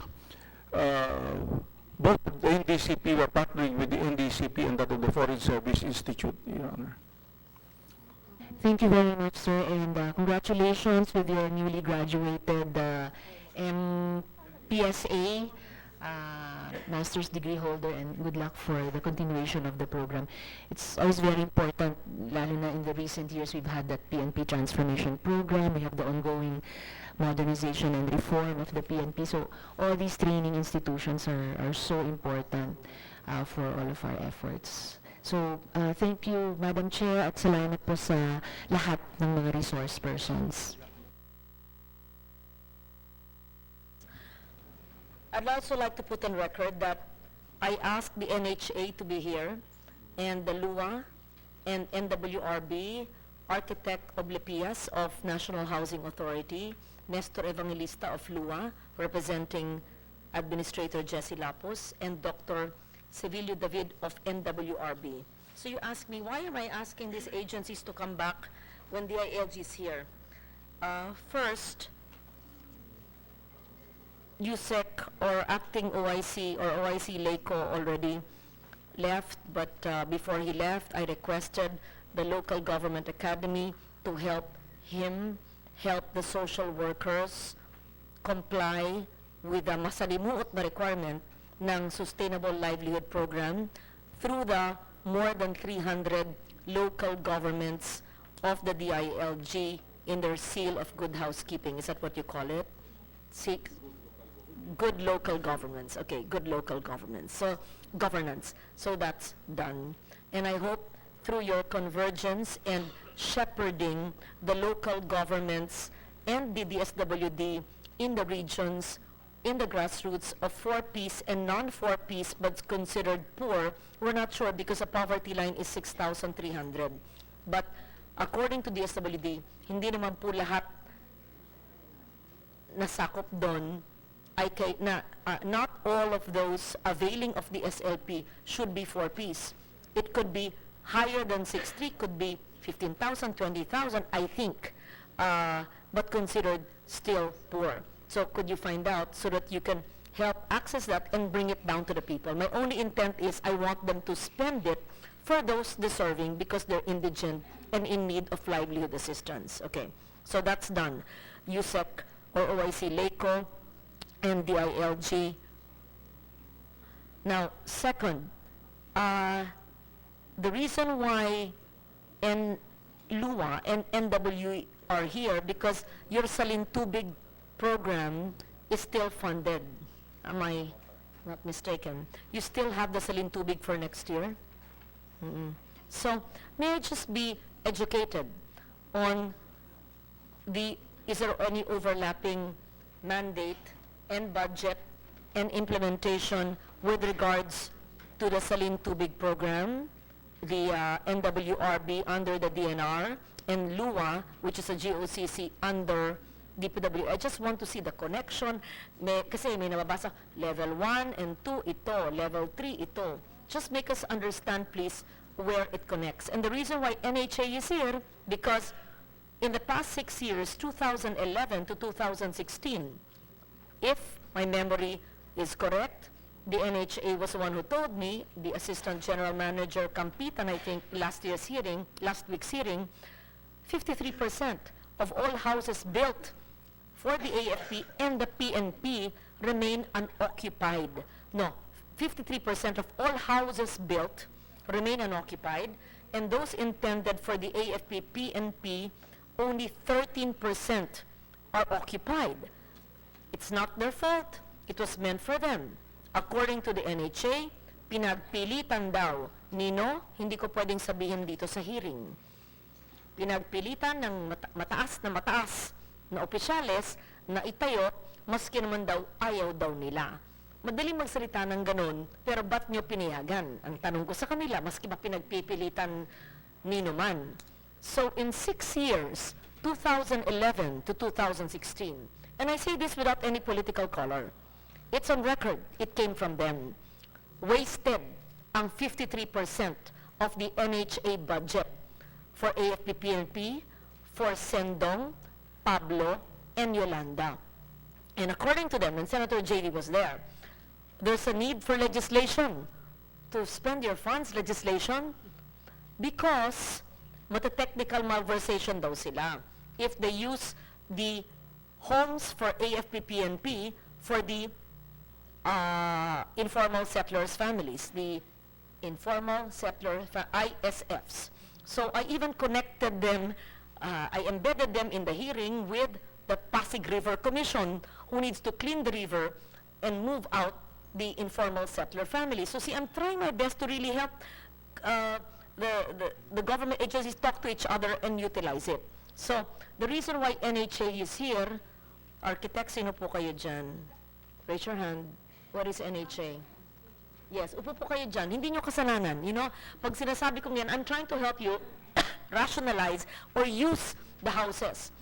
So, correct me if I'm wrong. It was your Assistant General Manager who told me that 6 years of your budget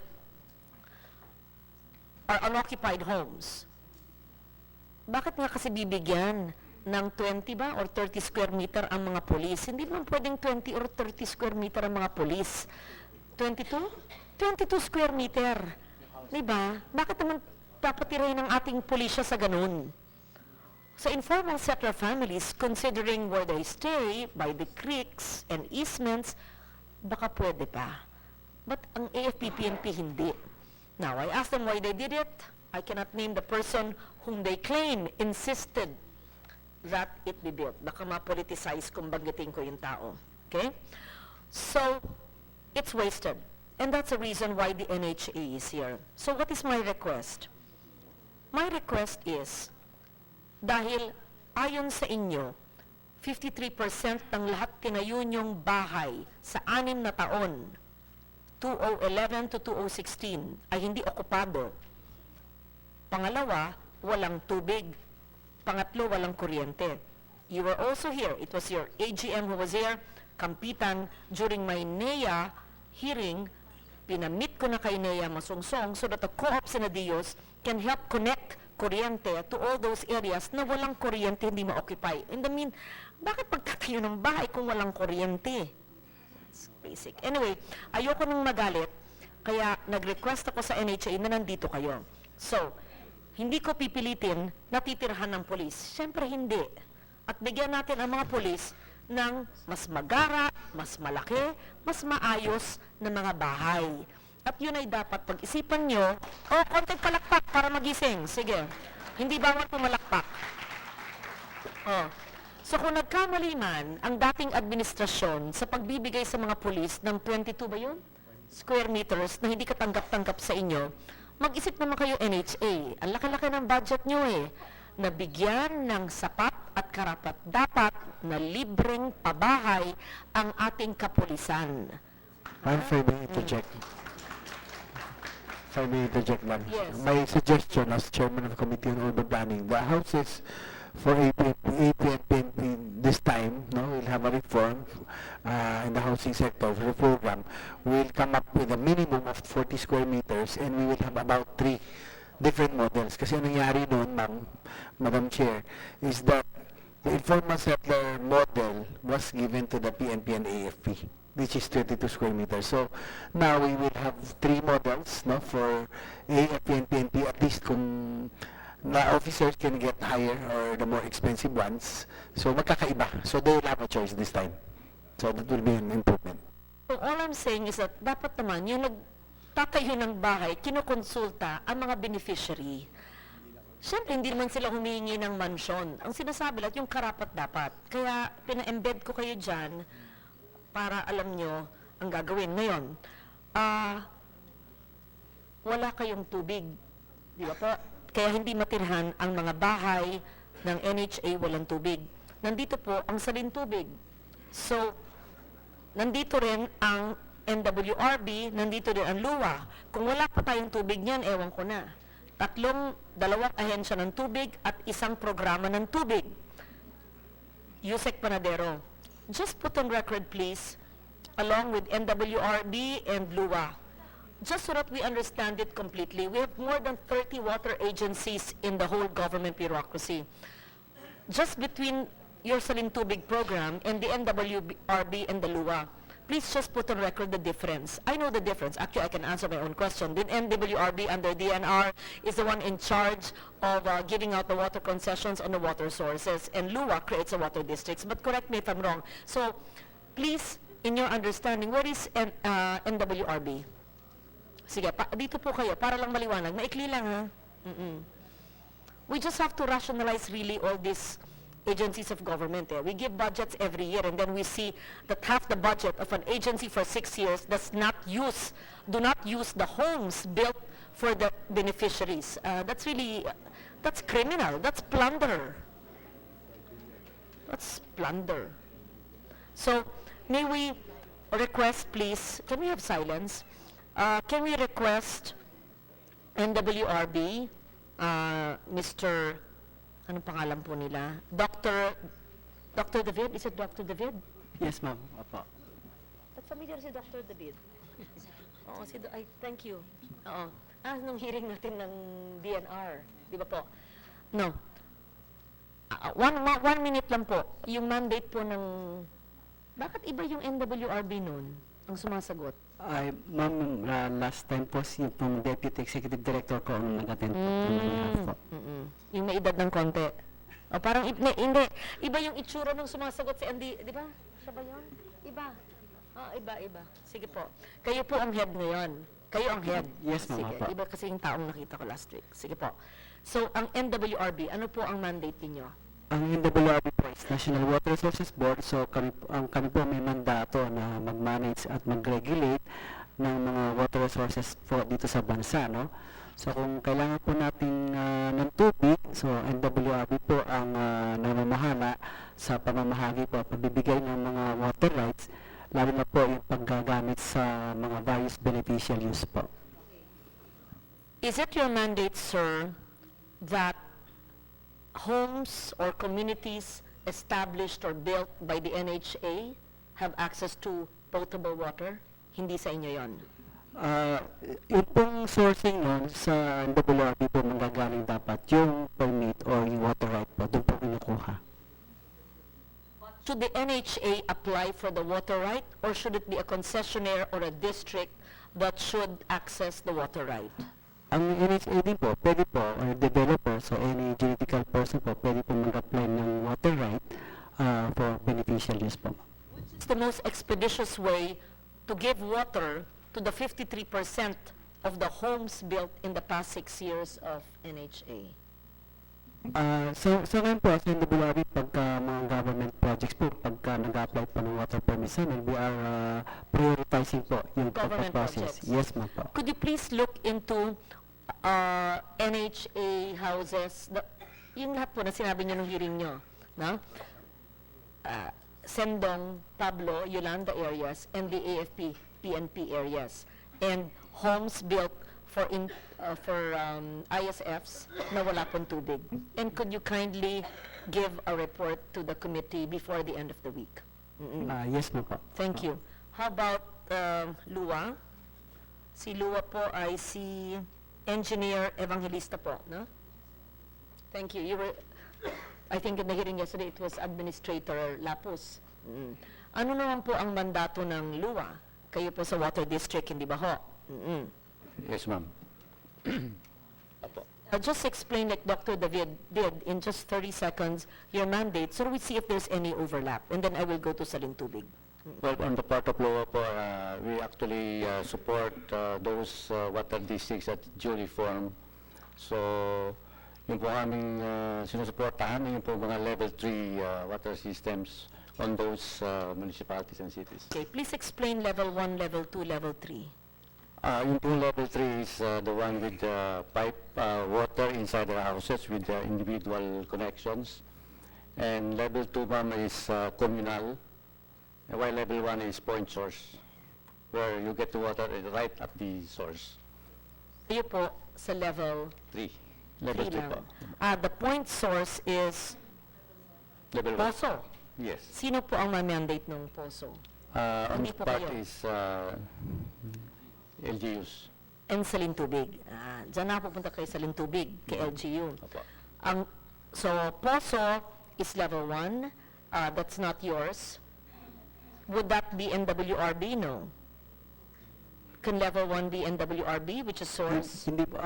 Pagkakailanganin po ng permit, ma'am, the NWRB po nag-grant Okay. ng permit. So, Salintubig, DILG, and permit from NWRB. Yes, ma'am. Ang pangalawa po, ang level 2, Communal po yun, and kailangan din po ng permit from NWRB, ma'am. okay, so kayo ang permitting. Sige. Yes, ma'am. Okay. Tapos, pangatlo, yun ang sa inyo po. Okay. May we ask Yusek Panadero, how can you help solve the predicament? I just brought the two of them para walang overlap of NHA. And how can you make sure that yes, magkano po ang suma total? Do we have the numbers? How many, is it 53,000 homes which are unoccupied? Can we have it from LBRMO? Do we have the number, how many billions of pesos were spent in 6 years? And second, how many tens of thousands of homes are unoccupied while we have families, informal settlers without homes? Would you have it, architect? Senator, unfortunately, I came for the ISF housing. I'm in the National Capital Region, and I am not quite familiar with the data on AFP. That's okay. The LBRMO will give me the facts. But what I'm trying to do here is find out how both water agencies, which I just heard yesterday, and the Salintubig of DILG can help the NHA in finding water connection to your tens of thousands of homes so that the people can actually occupy it, the intended beneficiaries. Then maybe after having said that, may we request Undersecretary Panadero to explain the Salintubig and how you can help the NHA. Before that, there's a COA report on Salintubig.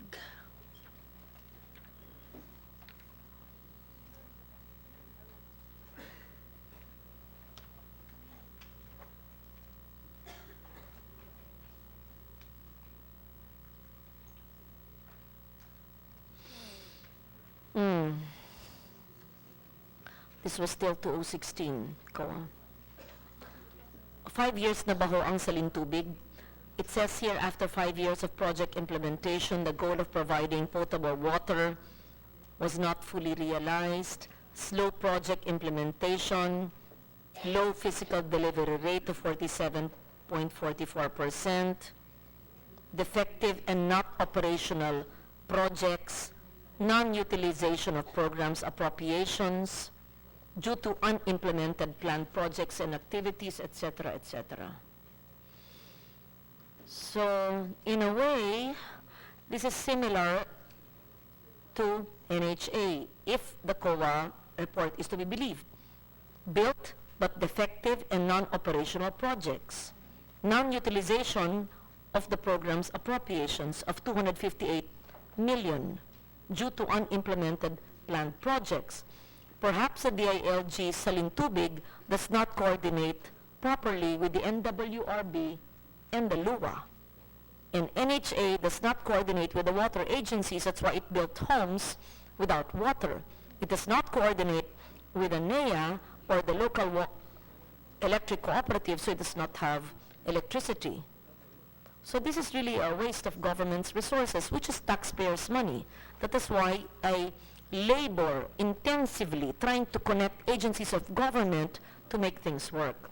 So may I please hear from Undersecretary Panadero on how we can, first your answer to the COA report on built but defective projects of Salintubig, and second, how you can help me solve the problem providing water to NHA projects. Thank you. Thank you, Your Honor.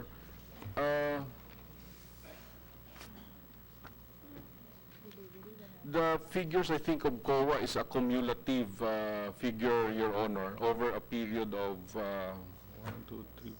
5 years, if they have documented as such. But we would like to put on record, Your Honor, that the projects that we started in 2012 has a delivery rate of 100% and a completion rate of 98%, 2013, 98 and 85% completion rate, 2014 also 96% delivery rate and 78% completion rate, 2015 is 69% delivery rate and 35% completion rate, Your Honor. The reason for that is that the Salintubig projects or this level 2 projects that we do has a life cycle of 18 months. Hindi talaga siya ma-fix sa calendar months natin po. Kasi depende rin kung kailan ka magsimula and you need more or less 18 months. By the way, Your Honor, the first step really in that project is to get a permit from NWRB. That's where we need the help of NWRB, and over the years, we have somehow streamlined the system already. It used to be long time ago when Dr. David was not yet the ED. It took us 2 months to get a permit, but today we're glad that it has been far less than that number anymore, Your Honor. So we expect to accelerate this process likewise. The other thing here, Your Honor, is that the Salintubig in terms of target, and this is no by way of responding to the pagkakaiba ng ating Salintubig sa LUA, as mentioned, Salintubig deals with levels 2 principally. Communal. So we don't do faucets all the way to the households because that is policy-wise, and in the water sector roadmap, level 3 is really a LUA water district concern. Level 1. Level 1, Your Honor, is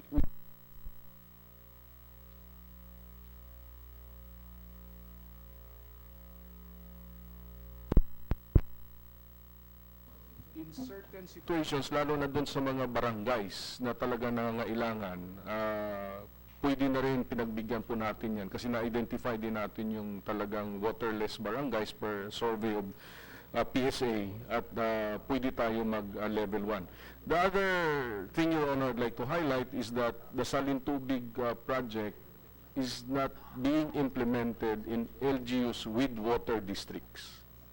We are only in LGUs without water districts, meaning it is the LGU that manages the waters. Just so that I understand, the LUA uh, would be managing all LGUs with water districts.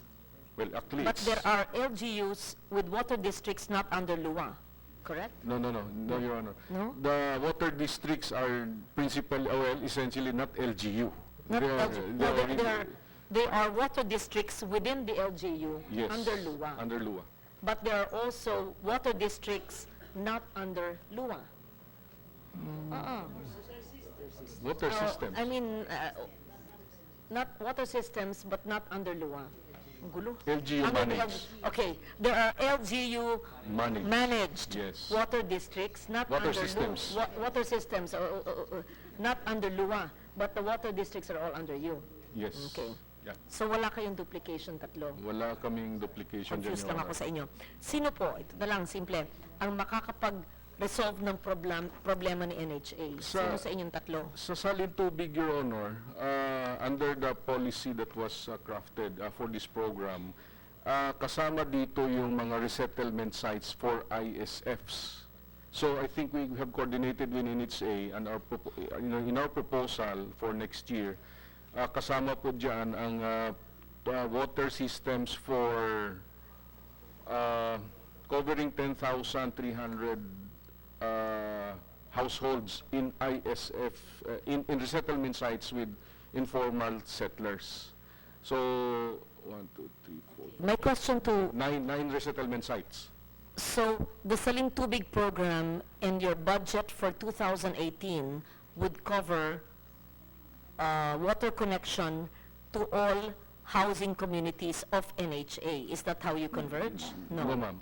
Insofar as ISFs are concerned lang po. So, kunyari, yung housing sa PNP, sa Armed Forces, hindi ho yun kasama sa pinopropose ng NHA sa amin. Kasi I would assume they have a different plan for that, on No. how to connect water to those places. I'm referring to all these 53%.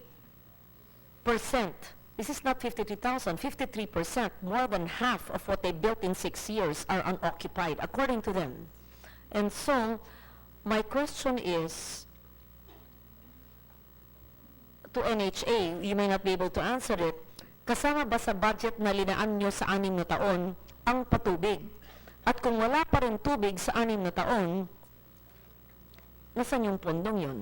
So, hindi nyo kayang sagutin yan, pero yan ang hinging ko sagot sa NHA. Sa 6 na taon na nagtayo ng bahay, walang tubig, walang kuryente. Pero sa budget ba na binigay ng Kongreso sa inyo, kasama ba ang kuryente at tubig? Kung tinayo yung bahay at walang nag-uukupa at walang tubig at kuryente, saan napunta yung pondong yon? Yan ang gusto kong malaman. Pero, just for my knowledge, wala na akong magagawang masisisi. Paano gagawin ko sa 6 na taon na walang hahanapin yung pondo? So, tatanggalin, yes, kaya po niyong sagutin yon. Kung bahay lang ba yun sa inyo or tubig at kuryente po? Senator, kasali po sa total package yung provision for water and electricity. Yung problema po ng NHA, yung readiness ng utility companies na i-accommodate yung requirement ng NHA houses. Kasi nauna kami, so minsan wala pang utility lines dun sa area. Ganun po yun. Sino po ang sasagot nun? Pag utility lines? Who would be able to answer that? Ma'am, Yes. good evening po. Mine is just more on a general statement, having background in real estate development. Basic po kasi before ka magkaroon ng development. That's why sinabi ko kanina ng... Basic po yun, kaya nga imposible po yung na baka nagkamali sila ng partner or hindi inasikaso ng partner utility provider nila yung mga linya. This is so consistent. It's 6 years of the Aquino Opo. administration. There's something wrong. 2011 to 2016. And if I may The use- whole NHA budget for 6 years, every year, inamin nila, 53% are unoccupied. That's why I'm so aghast. And so I decided I will help them. I don't know, I don't understand these people. It's basic. Don't even have to be a real estate developer. Tatayo ka ng bahay, papatilihin mo ng pulis, walang kuryente at tubig. Paano ba yun? Kaya nga. Kaya, ang problema po nila nga ay wala daw source, no? Kaya nga sinama ko kayo. Kayo na ang water expert. Sagutin ninyo. You have to find a solution. Otherwise, we will not go out of this room. Ma'am, if I may You have po, to I think po kasi dun sa nangyayari po kasi kuminsan is yung, I think it boils down sa site selection po, no? Mas maganda po sana, before, dun parang sa planning stage, nasasama na yung site selection and sourcing ng tubig, Ito no? po, alam ko na po lahat yan dahil alam ko nga yung problema. I brought Salintubig, I brought NHA here along with the two water agencies and I brought it to the attention during the DILG hearing because I know you've Salintubig. Sino po sa inyong tatlo ang makakapagbigay ng tubig sa NHA? May premyo. Sige. Pag nabigyan nyo ng solusyon yan, may premyo. Hindi ko sasabihin kung ano. Ang premyo, bahay at lupa sa NHA.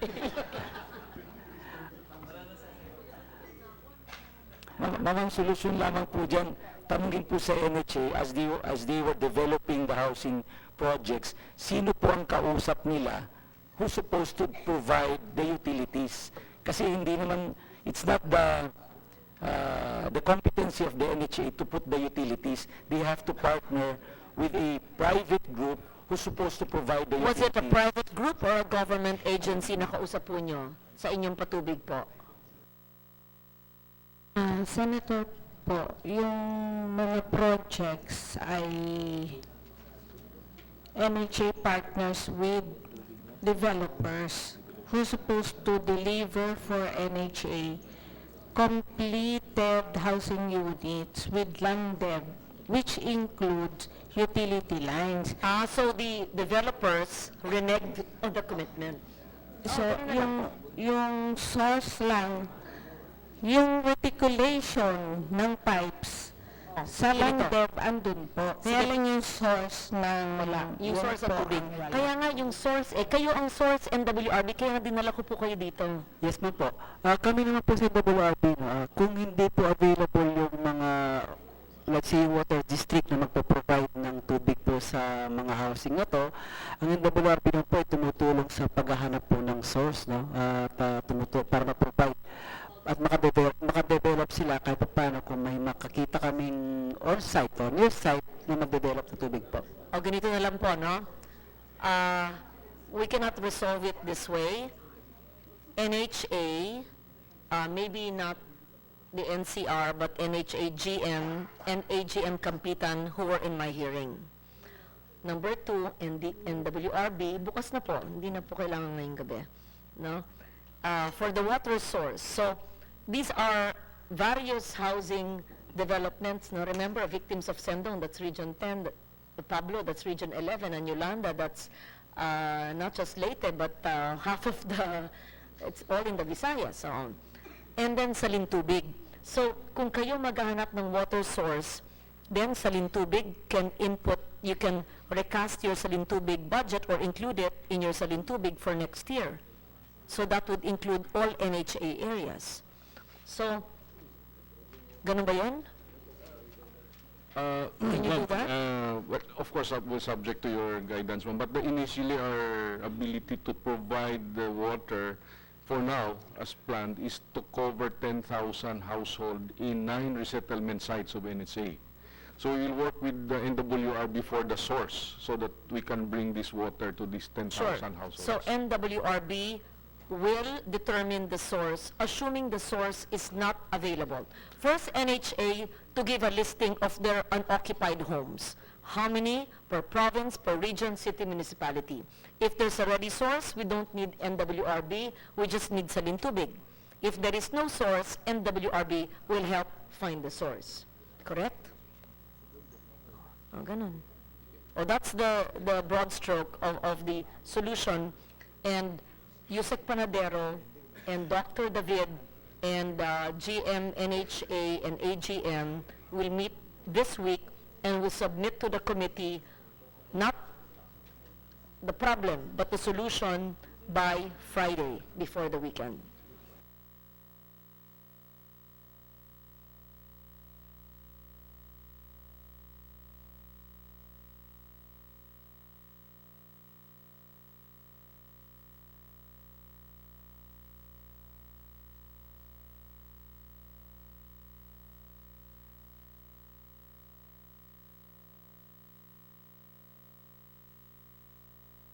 Liwanag po.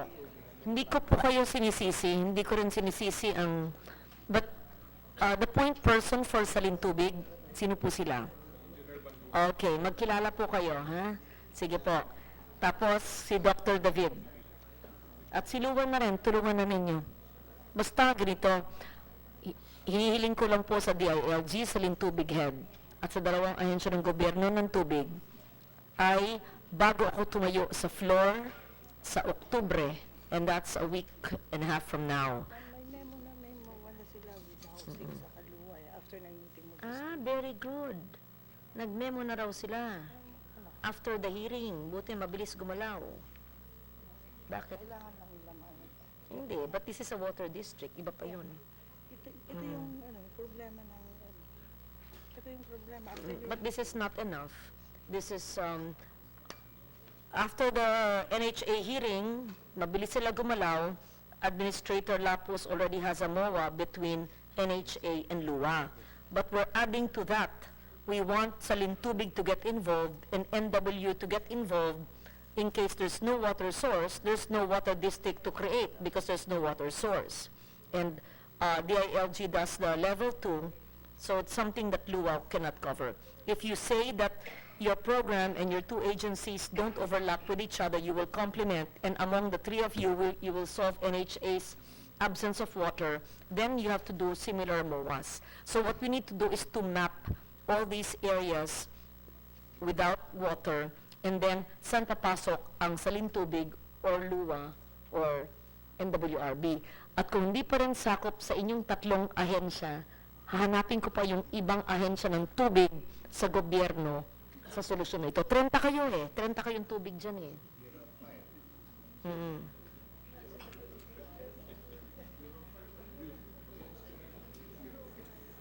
Oh.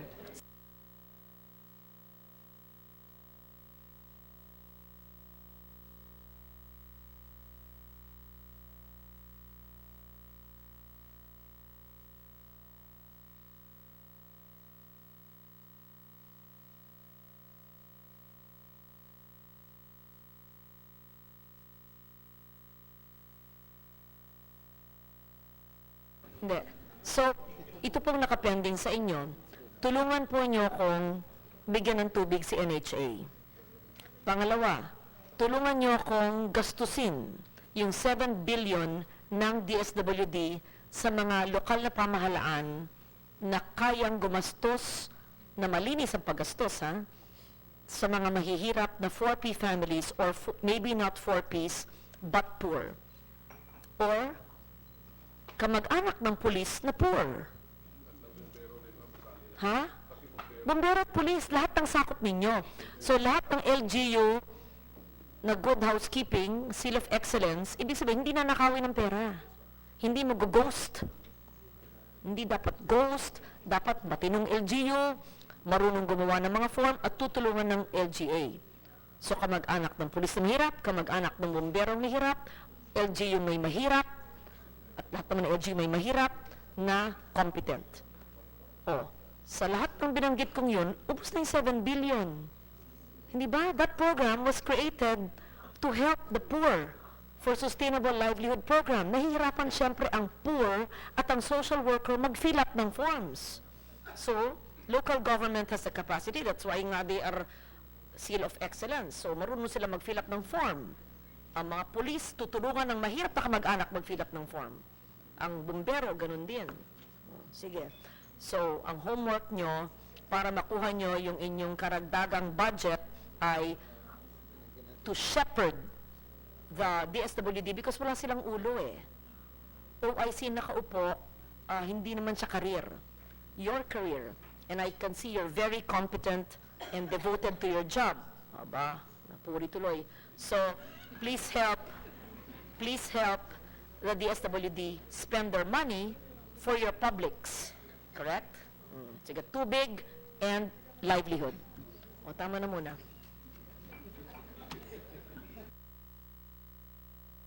Just a few tanong, ma'am, before we end.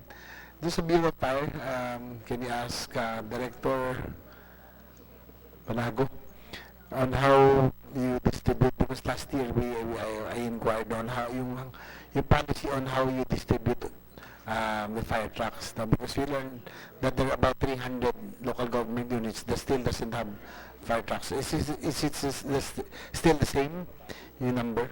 May 3 to 400. Yes, sir.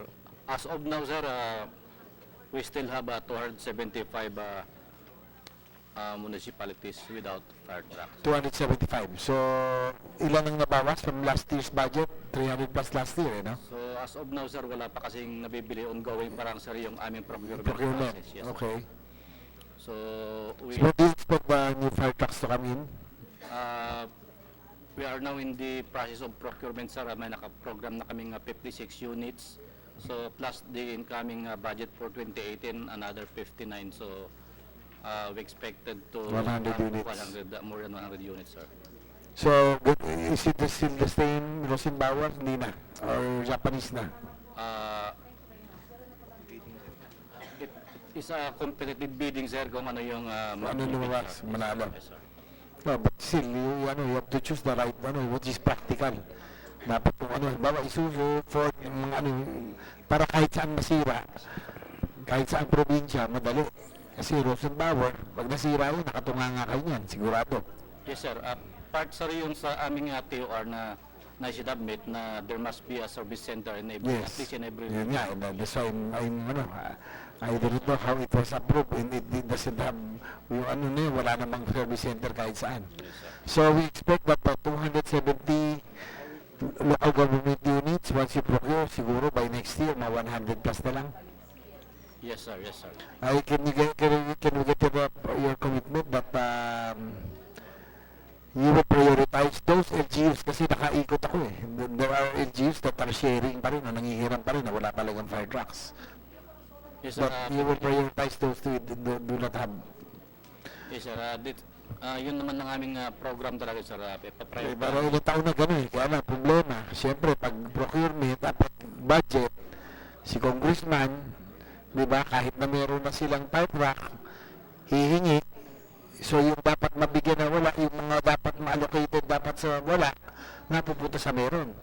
In fact, sa amin, sa San Juan, nakailang kuho na kami doon, kaya naman namin bumili. Di ba? So I hope that you would, you'll stand up. Sabihin nyo kung kumingi man yung congressman, you have to prioritize those LGUs that do not have any fighting equipment, especially yung mga fire trucks. Diba? Tumayo kayo, sasabihin niyo totoo. Pag may sobra, okay, kumuha sila. Those major cities, all of us can buy. Diba? They are capable of buying their own equipment. Dapat ang DLG, lalo ng BFP, you prioritize all the LGUs that do not have capability to buy their own fire trucks. Ganun din sa'yo sa PNP. Chief ng PNP, siguro yung mga their LGUs that do not have yung mga mobile patrol cars sila, i-prioritize na rin natin yung mga 4th or 5th class, 3rd, 4th or 5th class. Kasi nakakakuha pa rin yung mga city. Alam naman natin yun eh. No? Na there are some lawmakers, siyempre para meron lang din sila mapasikat, kukuha sa inyo, pipilitin kayo. But no, ang nangyayari, nawawalan yung talagang wala. Yun lang naman hinihingi natin. I think that's the proper thing and the right thing to do. Okay? Okay, so, Madam Chair, that's all, Madam Chair.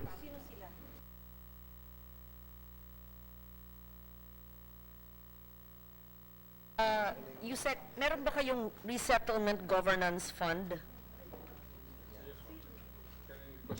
Yes. As of Yun today, ang sinasabi po ng NHA.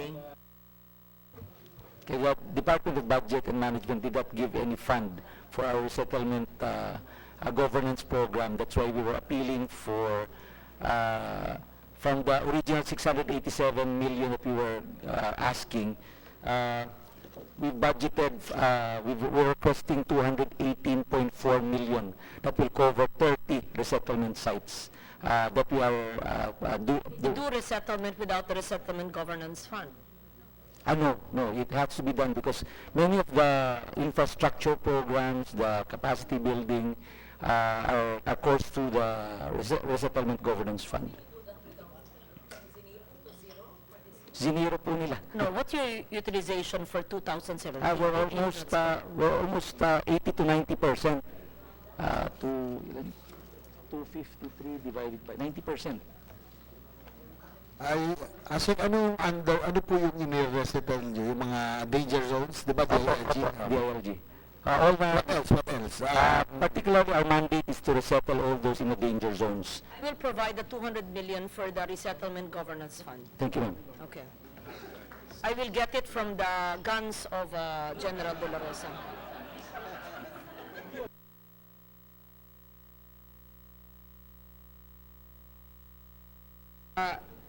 There's 18 billion of the counterpart of LGUs for conditional matching grant of repair, rehabilitation, improvement, CMGP.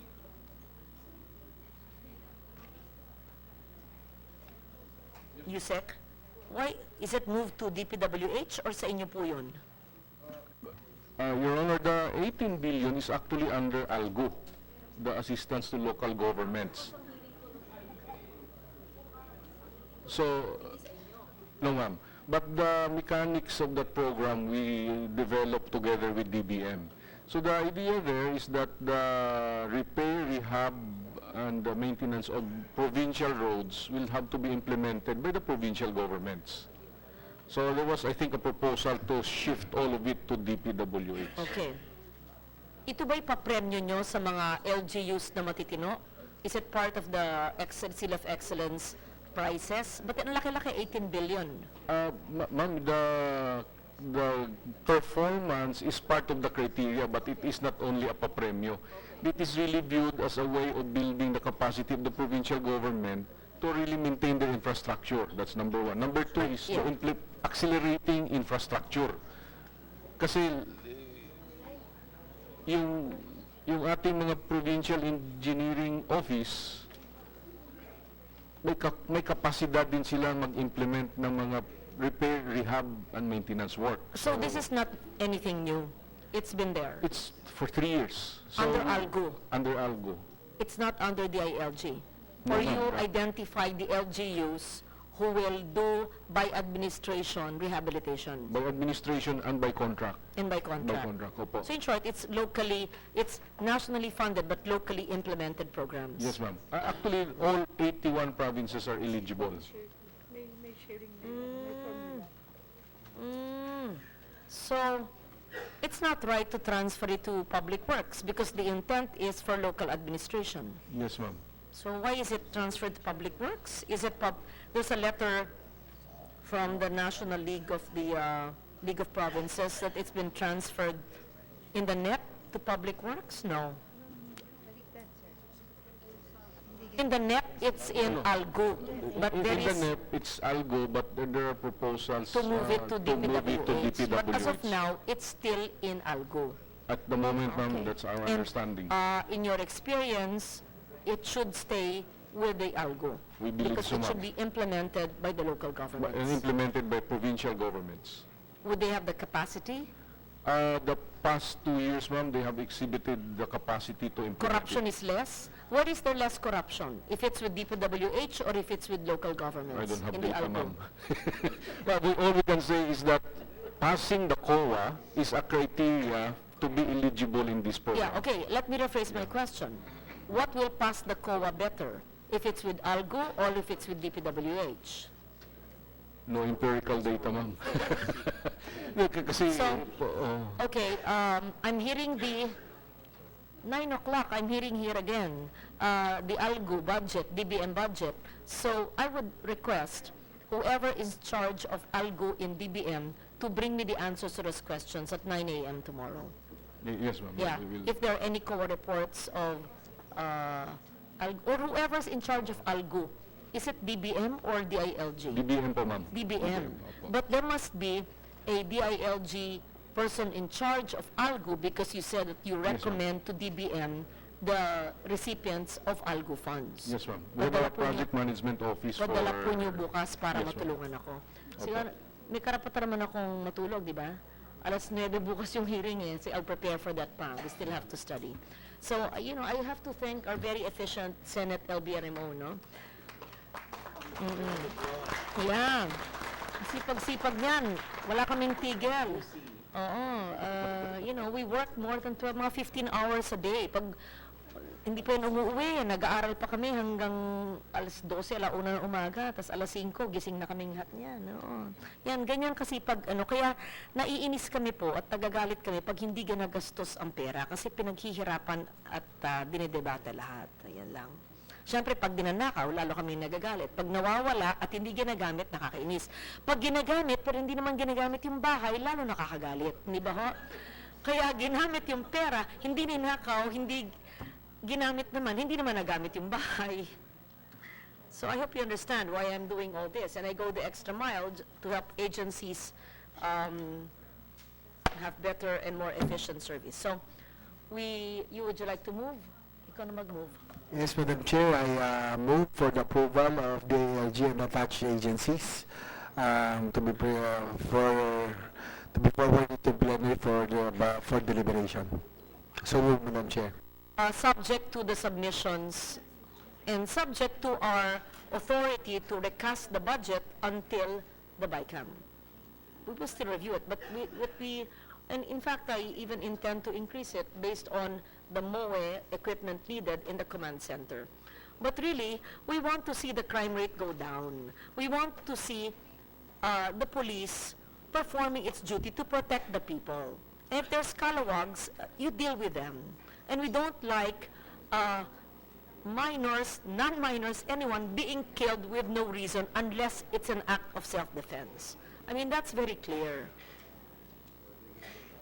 The police are not killing machines. And we don't like the police to be viewed as that unfairly.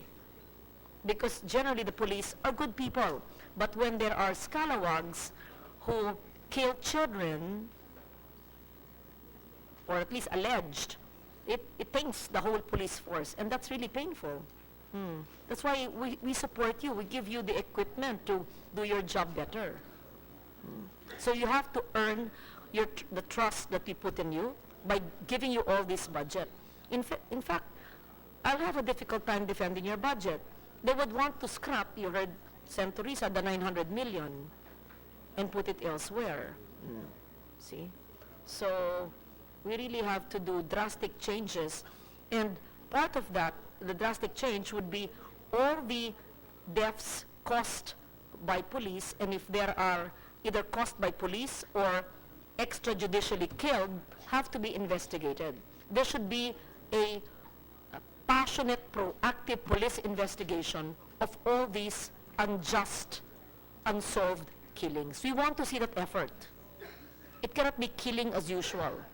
We have to see that effort from the police. And I'm sure all of the women and men, inuna ko ang women, no, present here today are good people. And you would want that solved in your lifetime, in your career. So that's what the public would want to see. We're all for the drug war. The Masa Masid 1 year ago, which was presented to me by your secretary then, I gave full support and we gave all the budget. Whatever intel and confi fund you ask, we give it. I give it to the military, the AFP, the police, the PDEA. 1 year ago, intel and confi. I don't even check how you spend your intel funds. In fact, yeah, maybe what I should do, akin na nga lahat ng ensyang binigyan kong intel at confi, and I will have a private meeting in my office and see how they spent it, as if I was the COA. I'd like to see that. See? Okay, I'm just tired. Thank you very much, and we deem your budget submitted, and thank you.